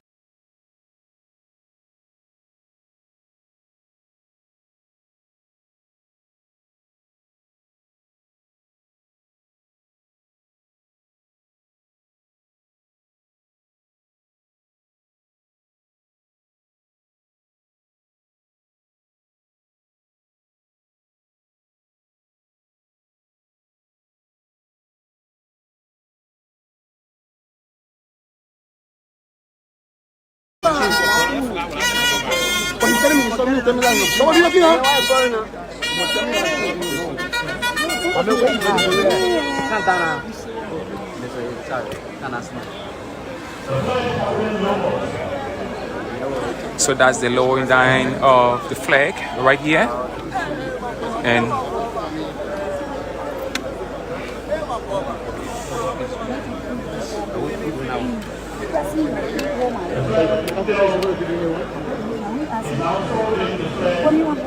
Now it's the folding of the flag to be turned over to outgoing President George Monrovia.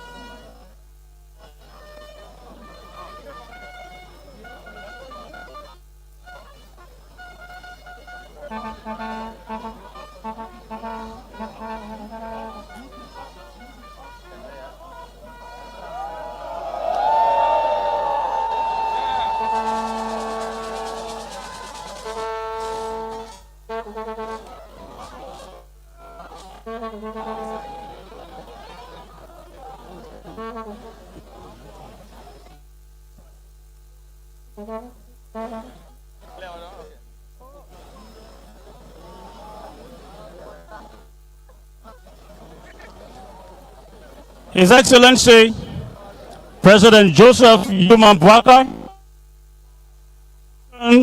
to the inaugural stand of the inaugural program. Thank you.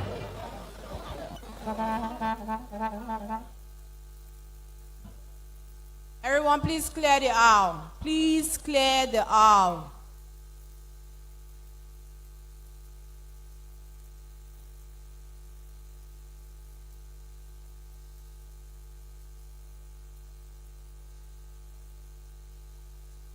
I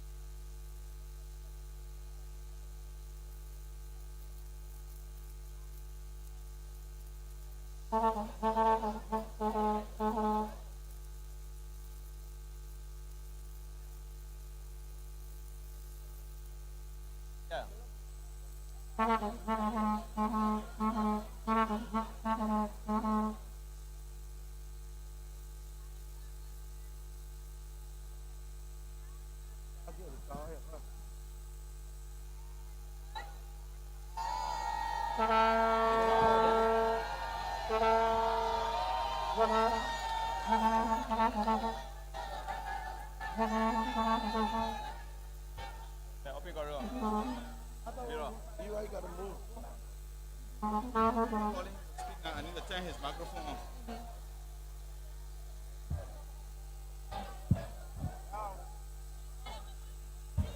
Excellencies, distinguished guests, ladies and gentlemen, I have the honor to welcome to the podium His Excellency Joseph Yuma Bwaka Sr., President of the Republic of Liberia.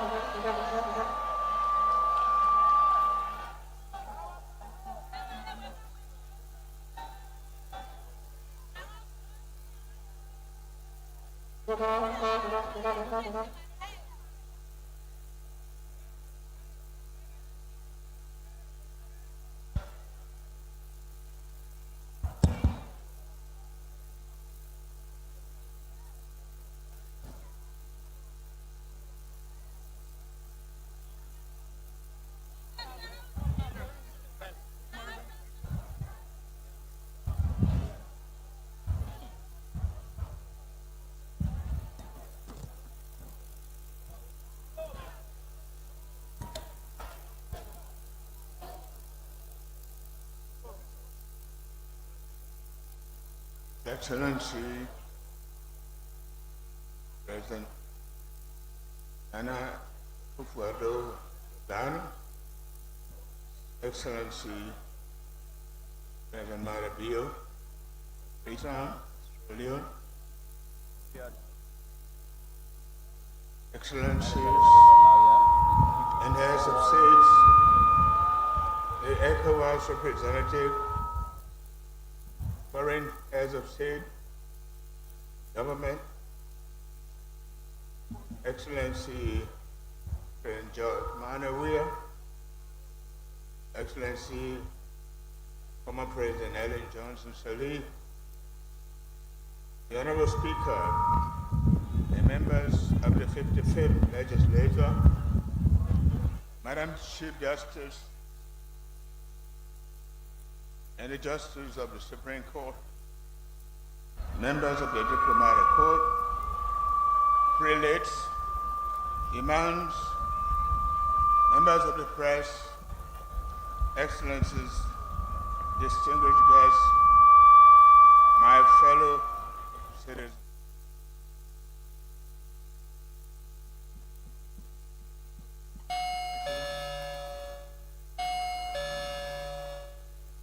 I give thanks and praises to God Almighty, the great God and sustainer of us all, for the manifold blessings. We pray for the continued grace as we embark on the arduous journey together for national reconstruction and renewal. The sacred oath of office taken moments ago by me and my Vice President Jeremiah Bankun has now been administered for the second time in peaceful transfer of power since 2006. It is a celebration of a new democratic dispensation in our country. This must be a proud and historic moment for all Liberians that we have in attendance at today's ceremony a former Liberian president with another now in transition. It is a rare occurrence and a departure from our recent path. You, my fellow Liberians, have made this occasion possible by your determination to pursue and nurture democratic governance.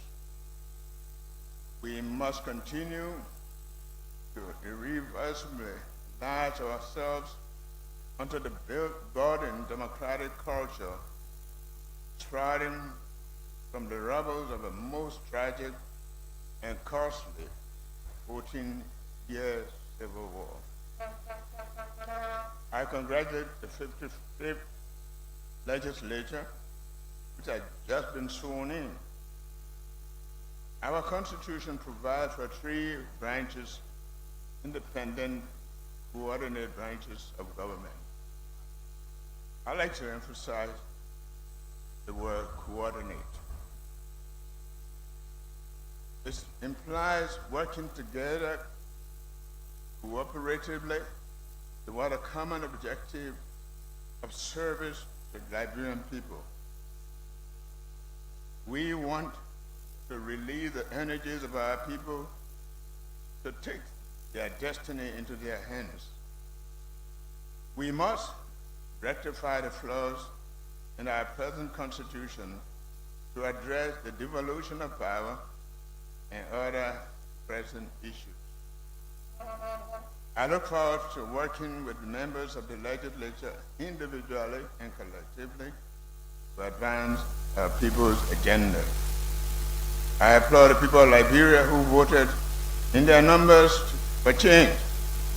Not only the Liberian vote for change, but they protected their votes, a phenomenon not to be taken lightly.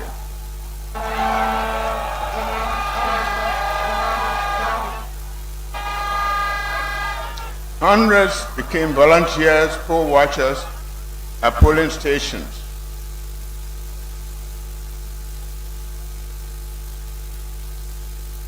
And hundreds, including the hardest to reach places throughout the country. The message they send by their act of courage and determination is loud and clear. It was a message to us. No more business as usual.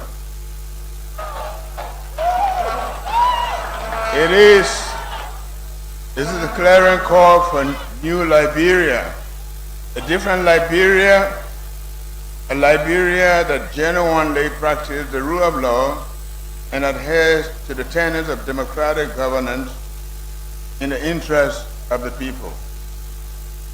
This historic vote by the people has given me the mandate to serve 26th President of the Republic of Liberia. The mandate makes me the president of all Liberians within our territorial confines and diaspora at large. The election is over. Partisanship must give way to nationalism and inclusive government. The march of the time has brought us to this new beginning. We stand here today at the intersection of Liberia's past and its destiny. This was a country founded in the 19th century on the idea of liberty. It was conceived as an experiment in liberal democracy, a destination of refuge for oppressed people of color to come and live in freedom and pursuit of happiness. The various streams of population who meet in the fraternal embrace to build their country based on equality,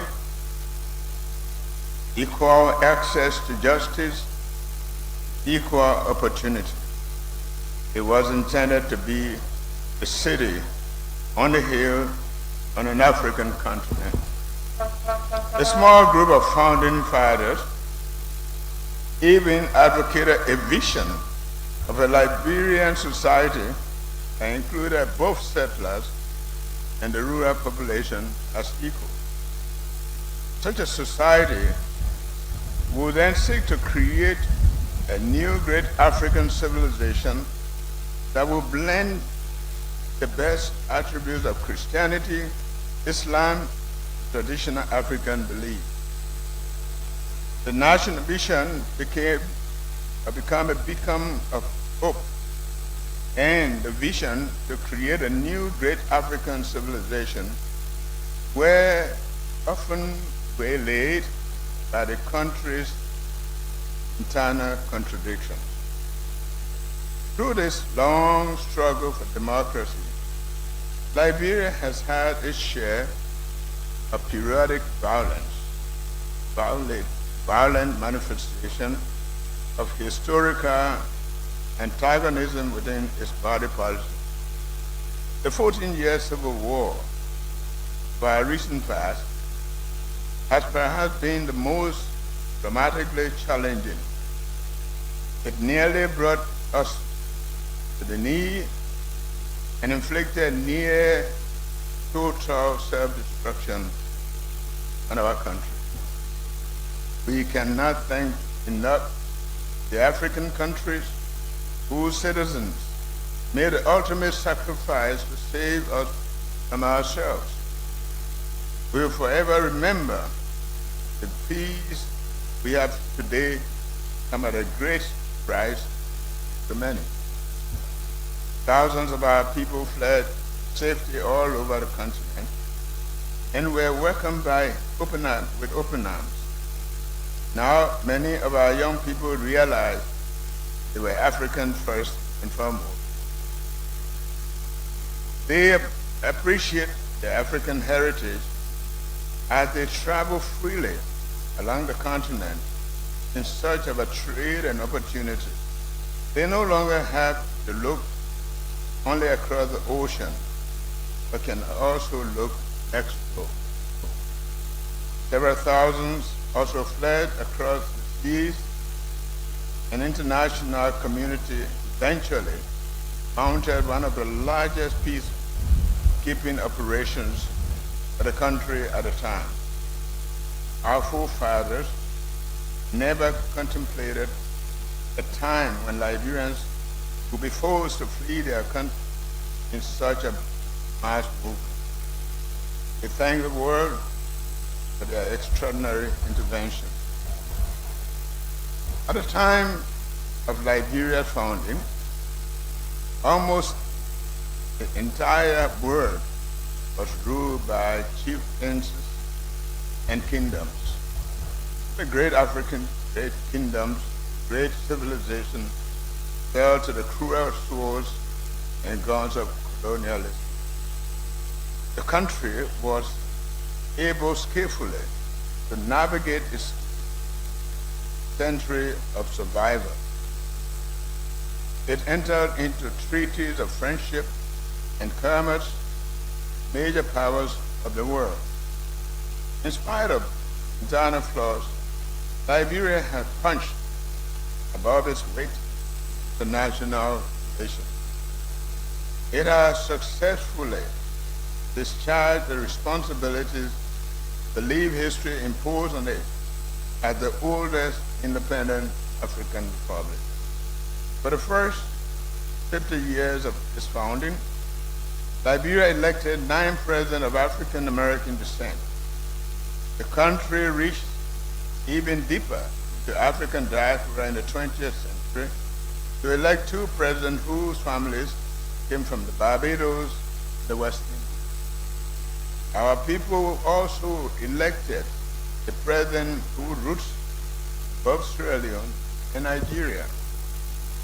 Many of our prominent politicians, jurists, journalists, clergymen, economists, and private citizens have been immigrants from the neighboring countries, other African countries, and the West Indies. Our country has further endeavored to accommodate the establishment of whole communities of diaspora Africans, the Marcus Garvey movement, African Americans, Black Israelis from America. We have proven our credentials as a responsible member of the community of nations.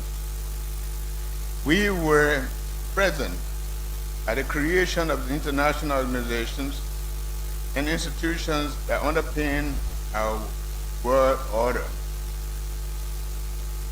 We have used the legal instruments of those global institutions to fight for the cause of colonization and apartheid. Where the legal remedies proved ineffective, we have provided financial and material support to the African liberation struggle. Your vote in 2023 election reflects our country's long and arduous struggle for democracy. We have evolved into a democracy station, which would include inclusive governance as our watchword. Ordinary Liberians have made possible this democratic dividend, which mightily contribute to national, regional, global peace. This must now become irreversible by Liberian destiny. As we today celebrate this milestone, we can now begin to build a Liberia into solid bridge across the continent was originally envisioned to be. During the last just ended political campaign, the state of the nation was laid bare. Many words were spoken. Angry words were spoken. They expressed and covered for us cogent analysis of our national condition.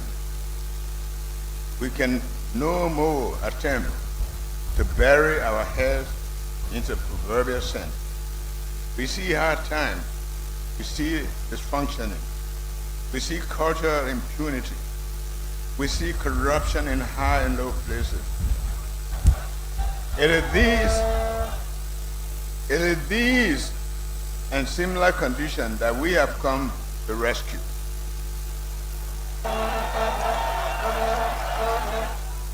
But we come with false assurances to no one. Our plan to fix the ills we are inheriting must go together with realistic expectations. We will act in the first 100 days of our administration and then diligently pursue the rescue mission. I began my quest for the presidency Excuse me, because something seemed wrong with us as Liberians and the leadership of our country. Rather than the positive, we were accentuating negative about our country and about each other. We were initiating false start, building poor foundations. We were deepening our differences, creating new social fault lines. Inclusive and accountable governance was at all times low. We created a culture of unfinished business, engaged in an act of undertaking, making the behavior new, more normal. We were chevalier about the rule of law. We lowered our standards in many domains of our common life and people. We seem to have lost our way, lost hope. I come to rekindle hope. We are here to rekindle your hope, to reposition us as on the national pathway.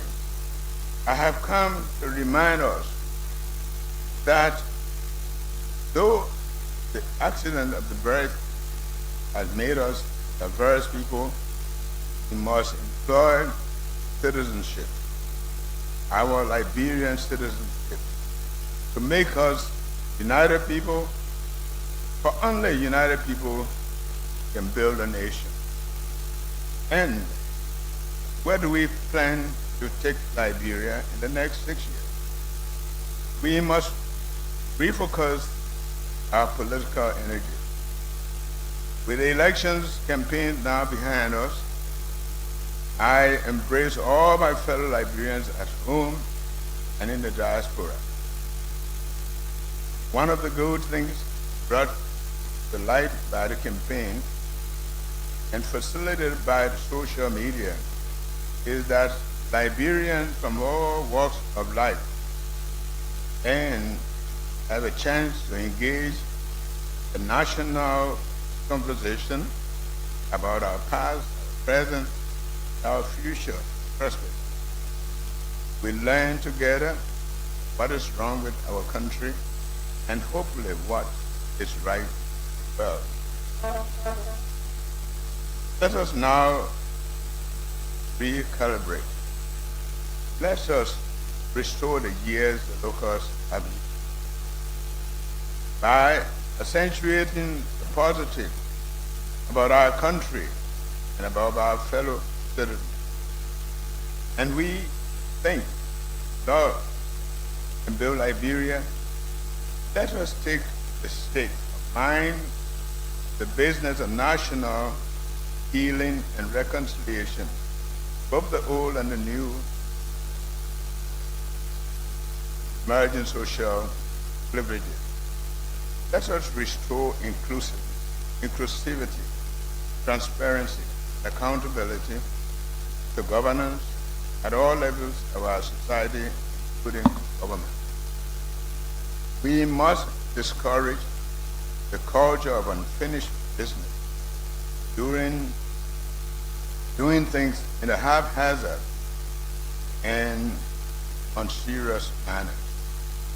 We must restore hope to ourselves individually and collectively. We must restore dignity and integrity to public service.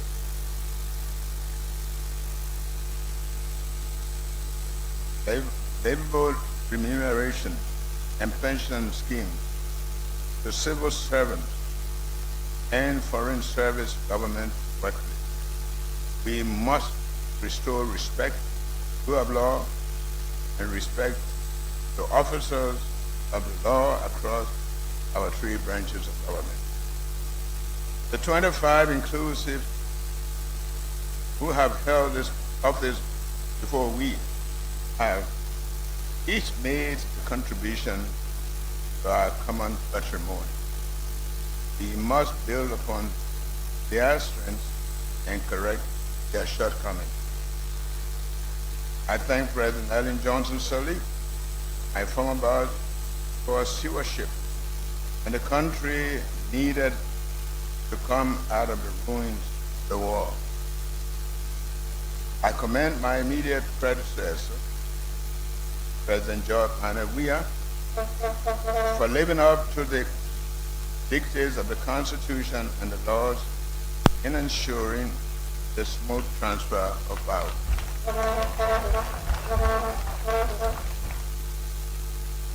The people wanted change,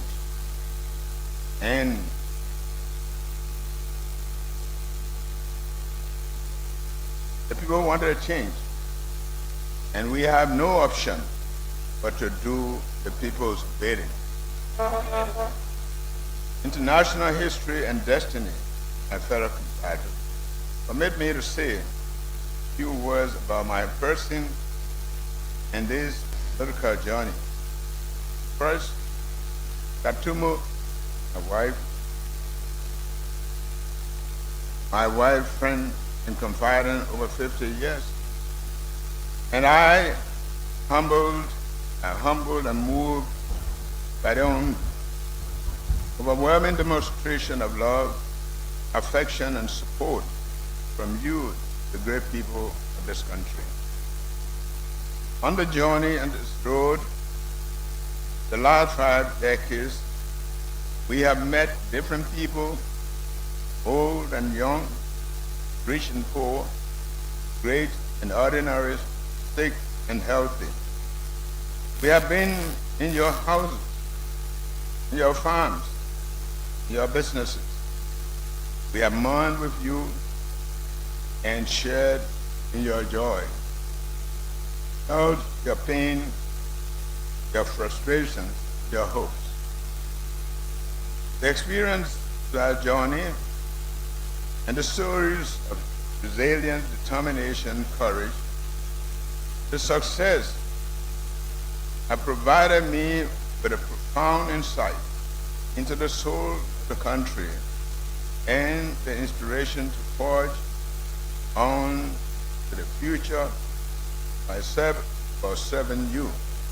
But this journey has its beginning deep in one of the remotest regions in the northwest of the country, in Wasanga, Lufa County. As I have profoundly referred many occasions, I was born to a mother with disability, Madam Lusu Kumba Betu, the father, Munda Tambayamba, who was absent. My childhood, like many of you, was anything but normal. However, by the grace of God and with the mother's help, family, and compassion of strangers and ordinary people like those I met during the campaign, I was able to pull through with my own bootstraps. I worked hard in menial jobs, finding for myself a country at a time cheap with patronage, the class system determined by the family in which one was born and associated. In Monrovia, I attended the College of West Africa, one of the most prestigious and elite schools in the country, where I worked as a janitor, became a book salesman, librarian. There, I won the election as president of the Student Council government. In all this, I maintained to make friends across the social class lines. I went to college, started professional life, and served the public in capacities including Managing Director, Liberia Produce Marketing Corporation, Minister of Agriculture, Vice President. The rest is history. I thought to share this brief story of my life for 2 reasons. First, to inspire our boys, young boys and girls, and all of the young people of this country, that determination, focus, and hard work can be who you want to be in the country and the world. Every one of us, every one of you has been endowed with talents and the gift of God to enable you to serve the country and humanity in the spirit of compassion, and that you can overcome barriers and challenges and excel your situation of life. Second, to let you know, my fellow compatriots, that when we work hard together as a country, there is nothing that history has imposed upon us, including the fundamental problems that we cannot overcome. Like every generation before now and others after us, we have the opportunity and duty to rebuild and build better.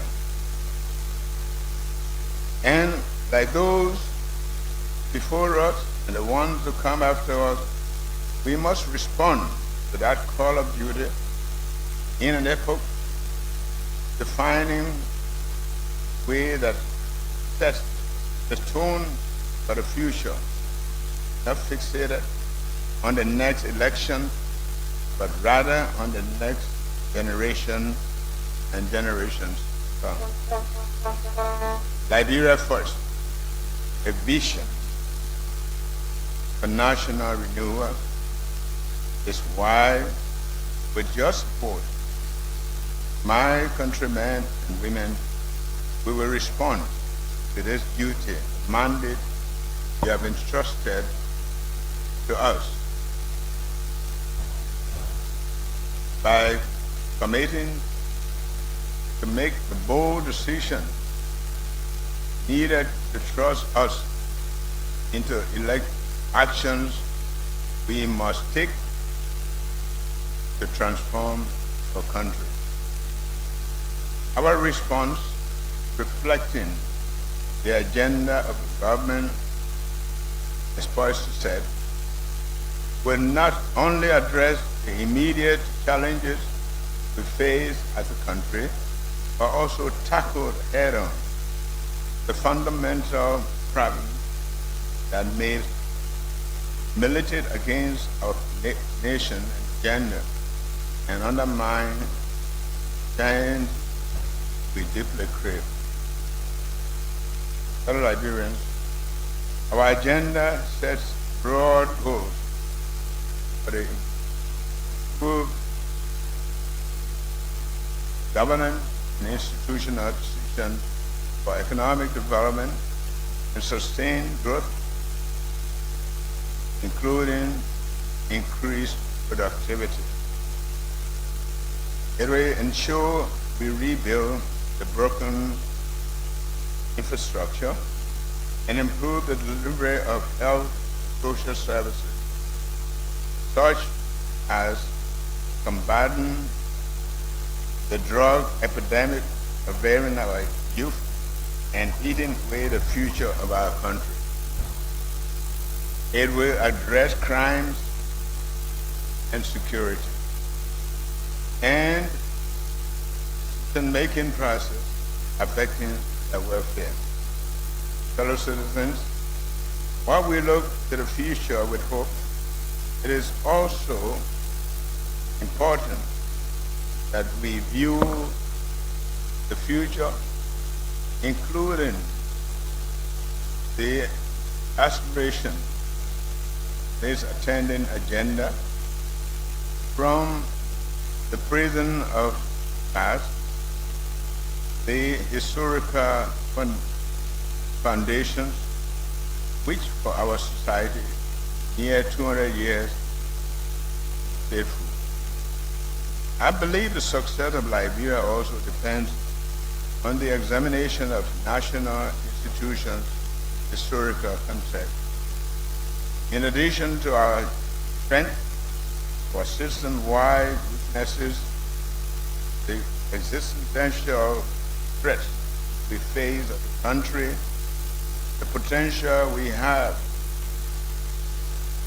and that our country has been endowed, and the opportunities we must seize to build a great country. How to confront this more proactively to help drive transformative process forward. The truth we must face is that, like many countries, we too are divided socially, with some of the differences triggered by the historical narrative, ethnicity, exclusion, and marginalization, all having been exploited for the years to create social, political, and economic disparities and intense adversarial political division that deeply feed personal aggrandizement to conflict. As our history has shown, and generations Liberia have experienced, despite these sanguine aspirations of the founding fathers, its vision in the Declaration of Independence for the promise of liberty,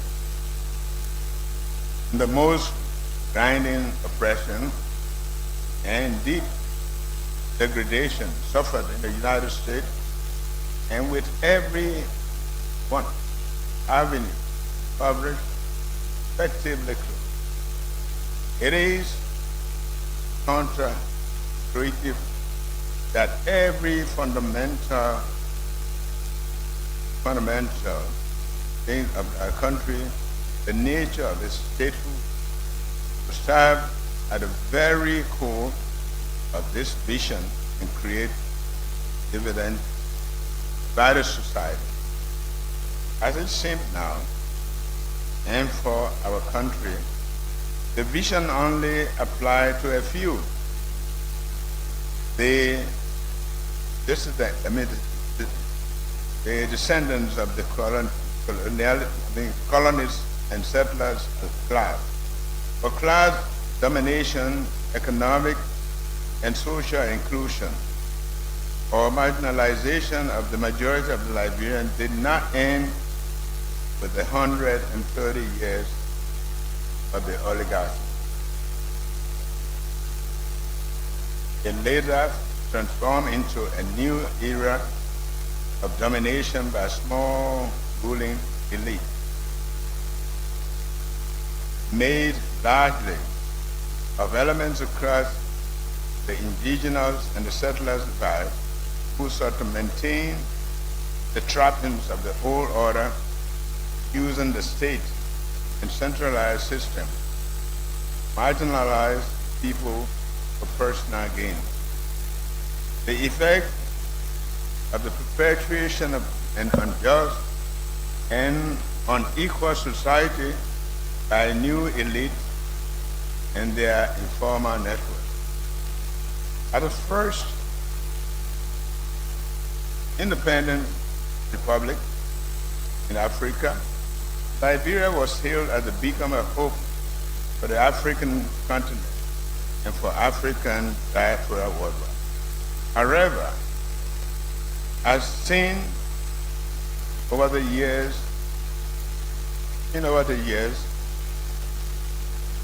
at home, the social superior condition of the country's population have not reflected that hope because of the entrenched predatory behavior of the state, the various governing elites. Today, with all the conviction that we have worked this road too far long, and it is now time that we make a change. That change comes when we unite. When we unite and work together in nation building, rather than continue to build an impervious state that is not responsive to the needs and the dreams of most Liberians, but for those prevailing over them. We have been building this state and this capacity since the independence and after the war, but must equally now embark on nation building, accommodate each other, and leverage shared value and beliefs for the promotion of a just society, equality for all. We must foster Liberian identity that overcomes the contrasting historical narrative, thus aligns region, countries, gender, and historically sinister, destructive individualism that triggers greed and corruption as opposed to compassion service for the public good. We must unite to confront the challenges and break free from the stranglehold. They are one people, indivisible, common purpose, who must come together in common purpose, who must come together in our diversity to build a stable and harmonious society in which every Liberian man and woman and every boy or girl can have a chance to live a dignified life. This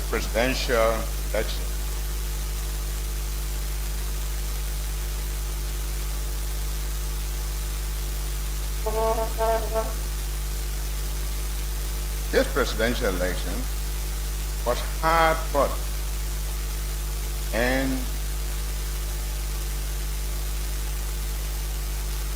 looked to have further divided our country politically and regionally. But what unites us is bigger than a divider.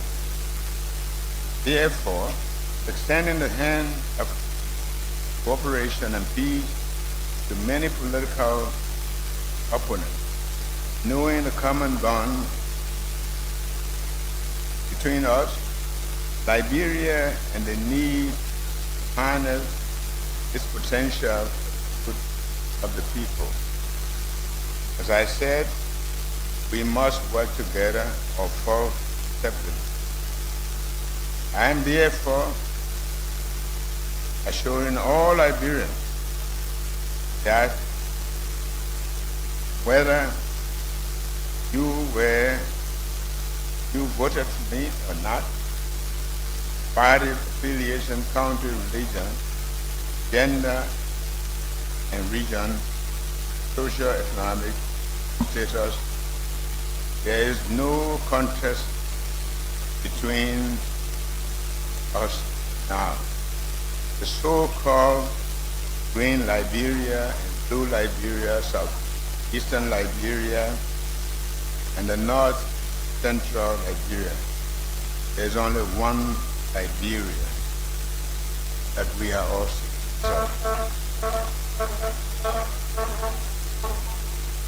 Compatriots and distinguished guests, we have managed to withstand the checkered history. We experienced economic growth in the 50s and 60s. Experienced growth. The state alive challenging times, gone by political crisis, serve all of citizens despite the balkanization world.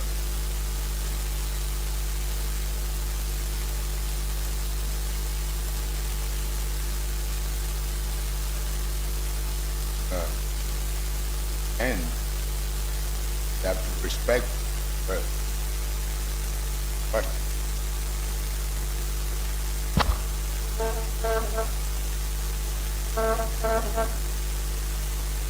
seek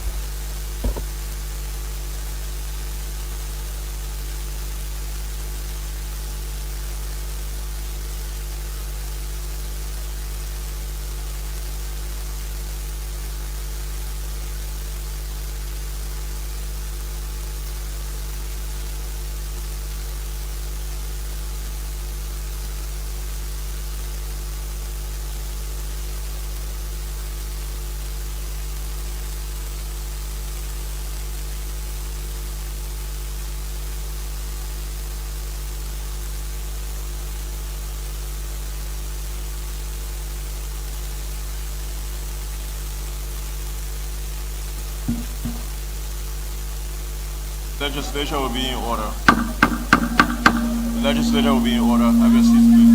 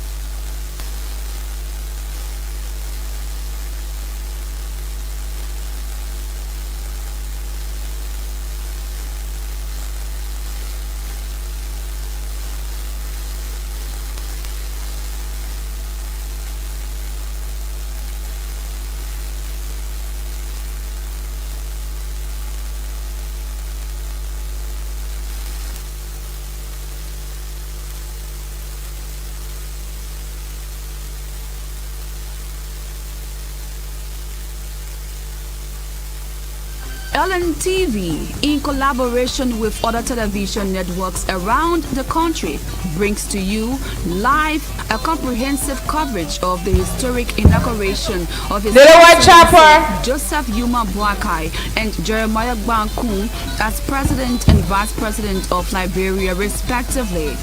The calendar of events for this most memorable occasion is as follows. January 19, Islamic Intercessory Service at the Benson Street Mosque. Right after there, a women program takes place at the SKD Sports Complex. Kukatono Youth Festival at the SKD Sports Complex to be followed by the agricultural fair Green Day. January 21, Intercessory Service at the Airport Baptist Church. Continuation of the Green Day agricultural fair. Cultural exhibition, and on January 22, the big one, the grand inauguration at the Capitol building in Monrovia. With just a click of the button, you will be able to watch the entire inaugural events on LNTV, KMTV, Tama TV, Boss, and all other social media channels. Join a group of veteran Liberian broadcasters for the first-rate coverage of this historic inauguration, ushering in the presidency and vice presidency of Ambassador Joseph Yuma Boakai and Jeremiah Gbankun. It's Inauguration 2024. Yes, you just can't miss it.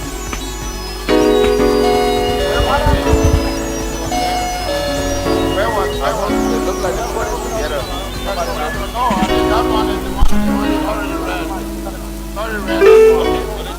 LNTV, in collaboration with other television networks around the country, brings to you live a comprehensive coverage of the historic inauguration of His Excellency Joseph Yuma Boakai and Jeremiah Banku as President and Vice President of Liberia, respectively. The calendar of events for this most memorable occasion is as follows. January 19, Islamic Intercessory Service at the Benson Street Mosque. Right after that, a women program takes place at the SKD Sports Complex. January 20, Kukatono Youth Festival at the SKD Sports Complex, to be followed by an agricultural fair, Green Day. January 21, intercessory service at the Airport Baptist Church, continuation of the Green Day Agricultural Fair, cultural exhibition, and on January 22, the big one, the grand inauguration at the Capitol building in Monrovia. With just a click of the button, you will be able to watch the entire inaugural events on LNTV, KMTV, Tama TV, Boss, and all other social media channels. Join a group of veteran Liberian broadcasters for the first-rate coverage of this historic inauguration, ushering in the presidency and vice presidency of Ambassador Joseph Yuma Boakai and Jeremiah Banku. It's Inauguration 2024. Yes, you just can't miss it.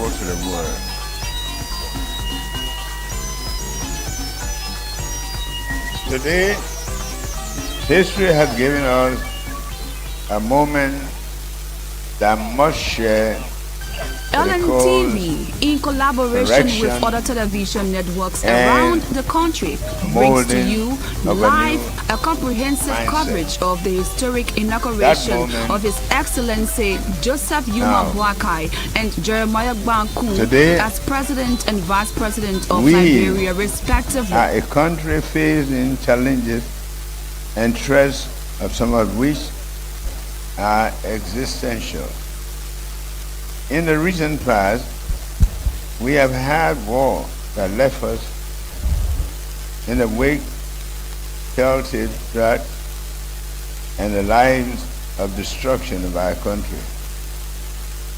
The economy in the recent years has been grossly mismanaged. Social and youth problems, including drug epidemic, are destroying the youth and essentially pose a threat to our future. Unemployment is high, and most of those working hardly have a livable income at the cost of living is escalating. In addition to poor livelihood, the state of the country, security in the country is dying, causing panic in the quality of the population. The educational system is facing multiple challenges, including these inequalities to access. The country's future and the beautiful environment and the ecosystem, the ordinary being degraded. Our health system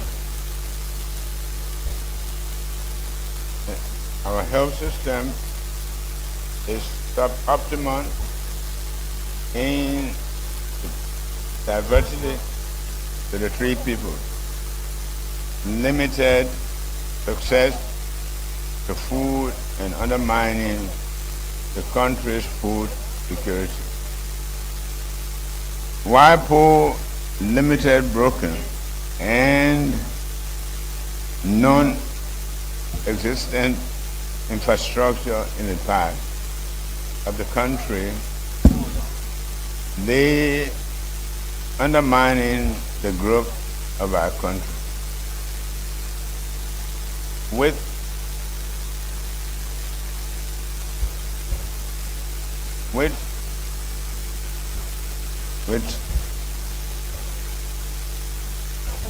commodity prices worldwide are rising and the worst ever, current economic challenges and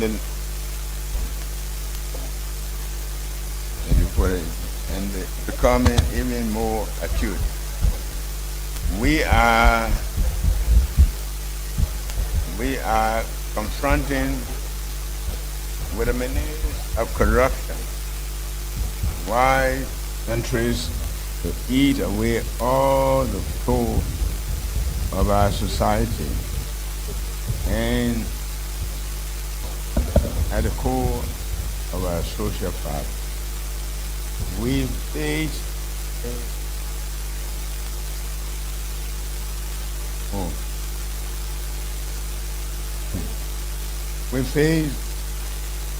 an international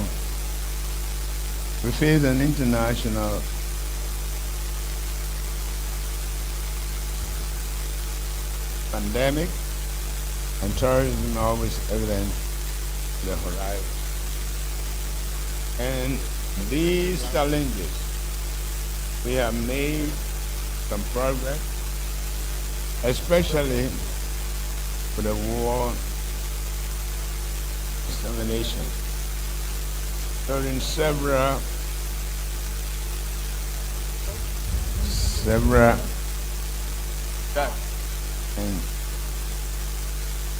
and event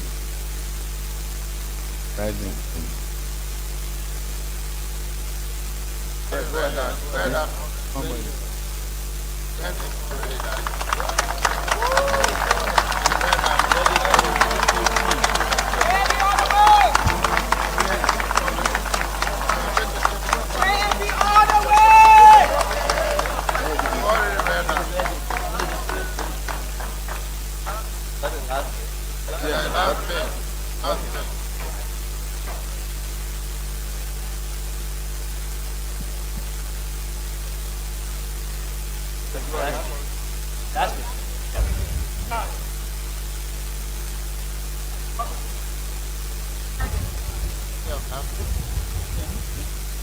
We believe that economic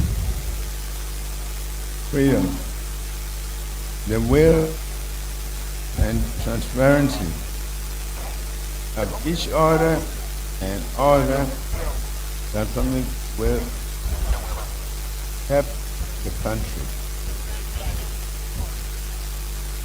Agriculture and uses of gardening, development, and labor. We will overcome the demand and then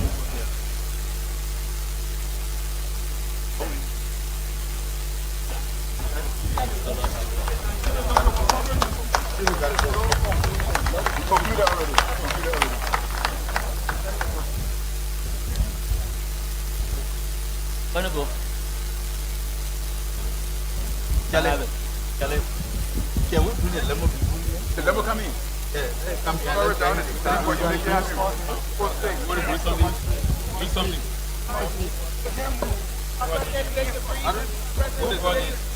I don't know, but I don't know. How about water? This is my box. Okay.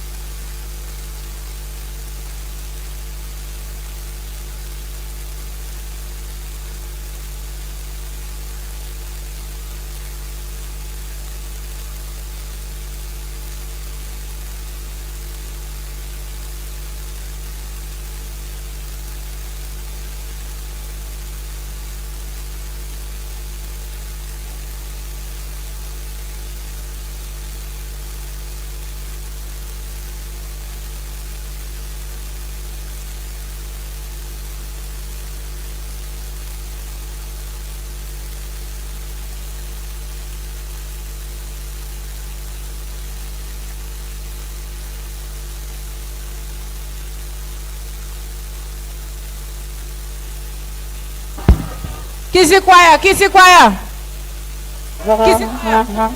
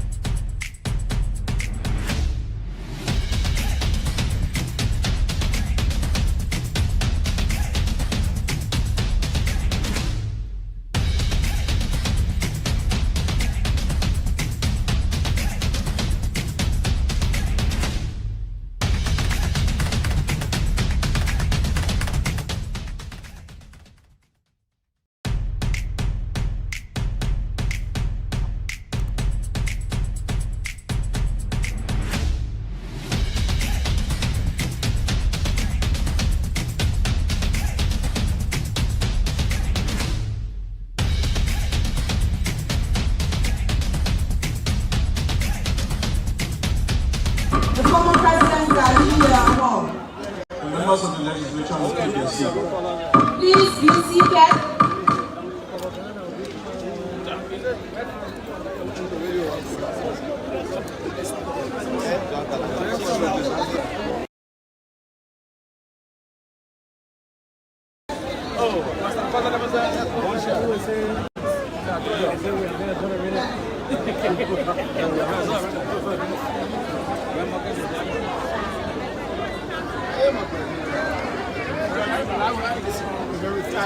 Kindly clear the aisle.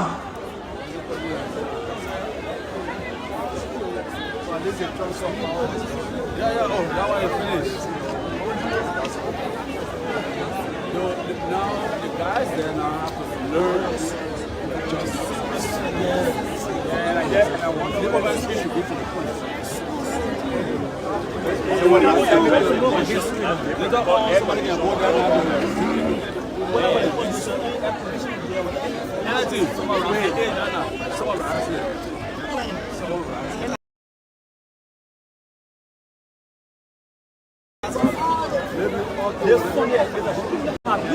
Please be seated. Please be seated.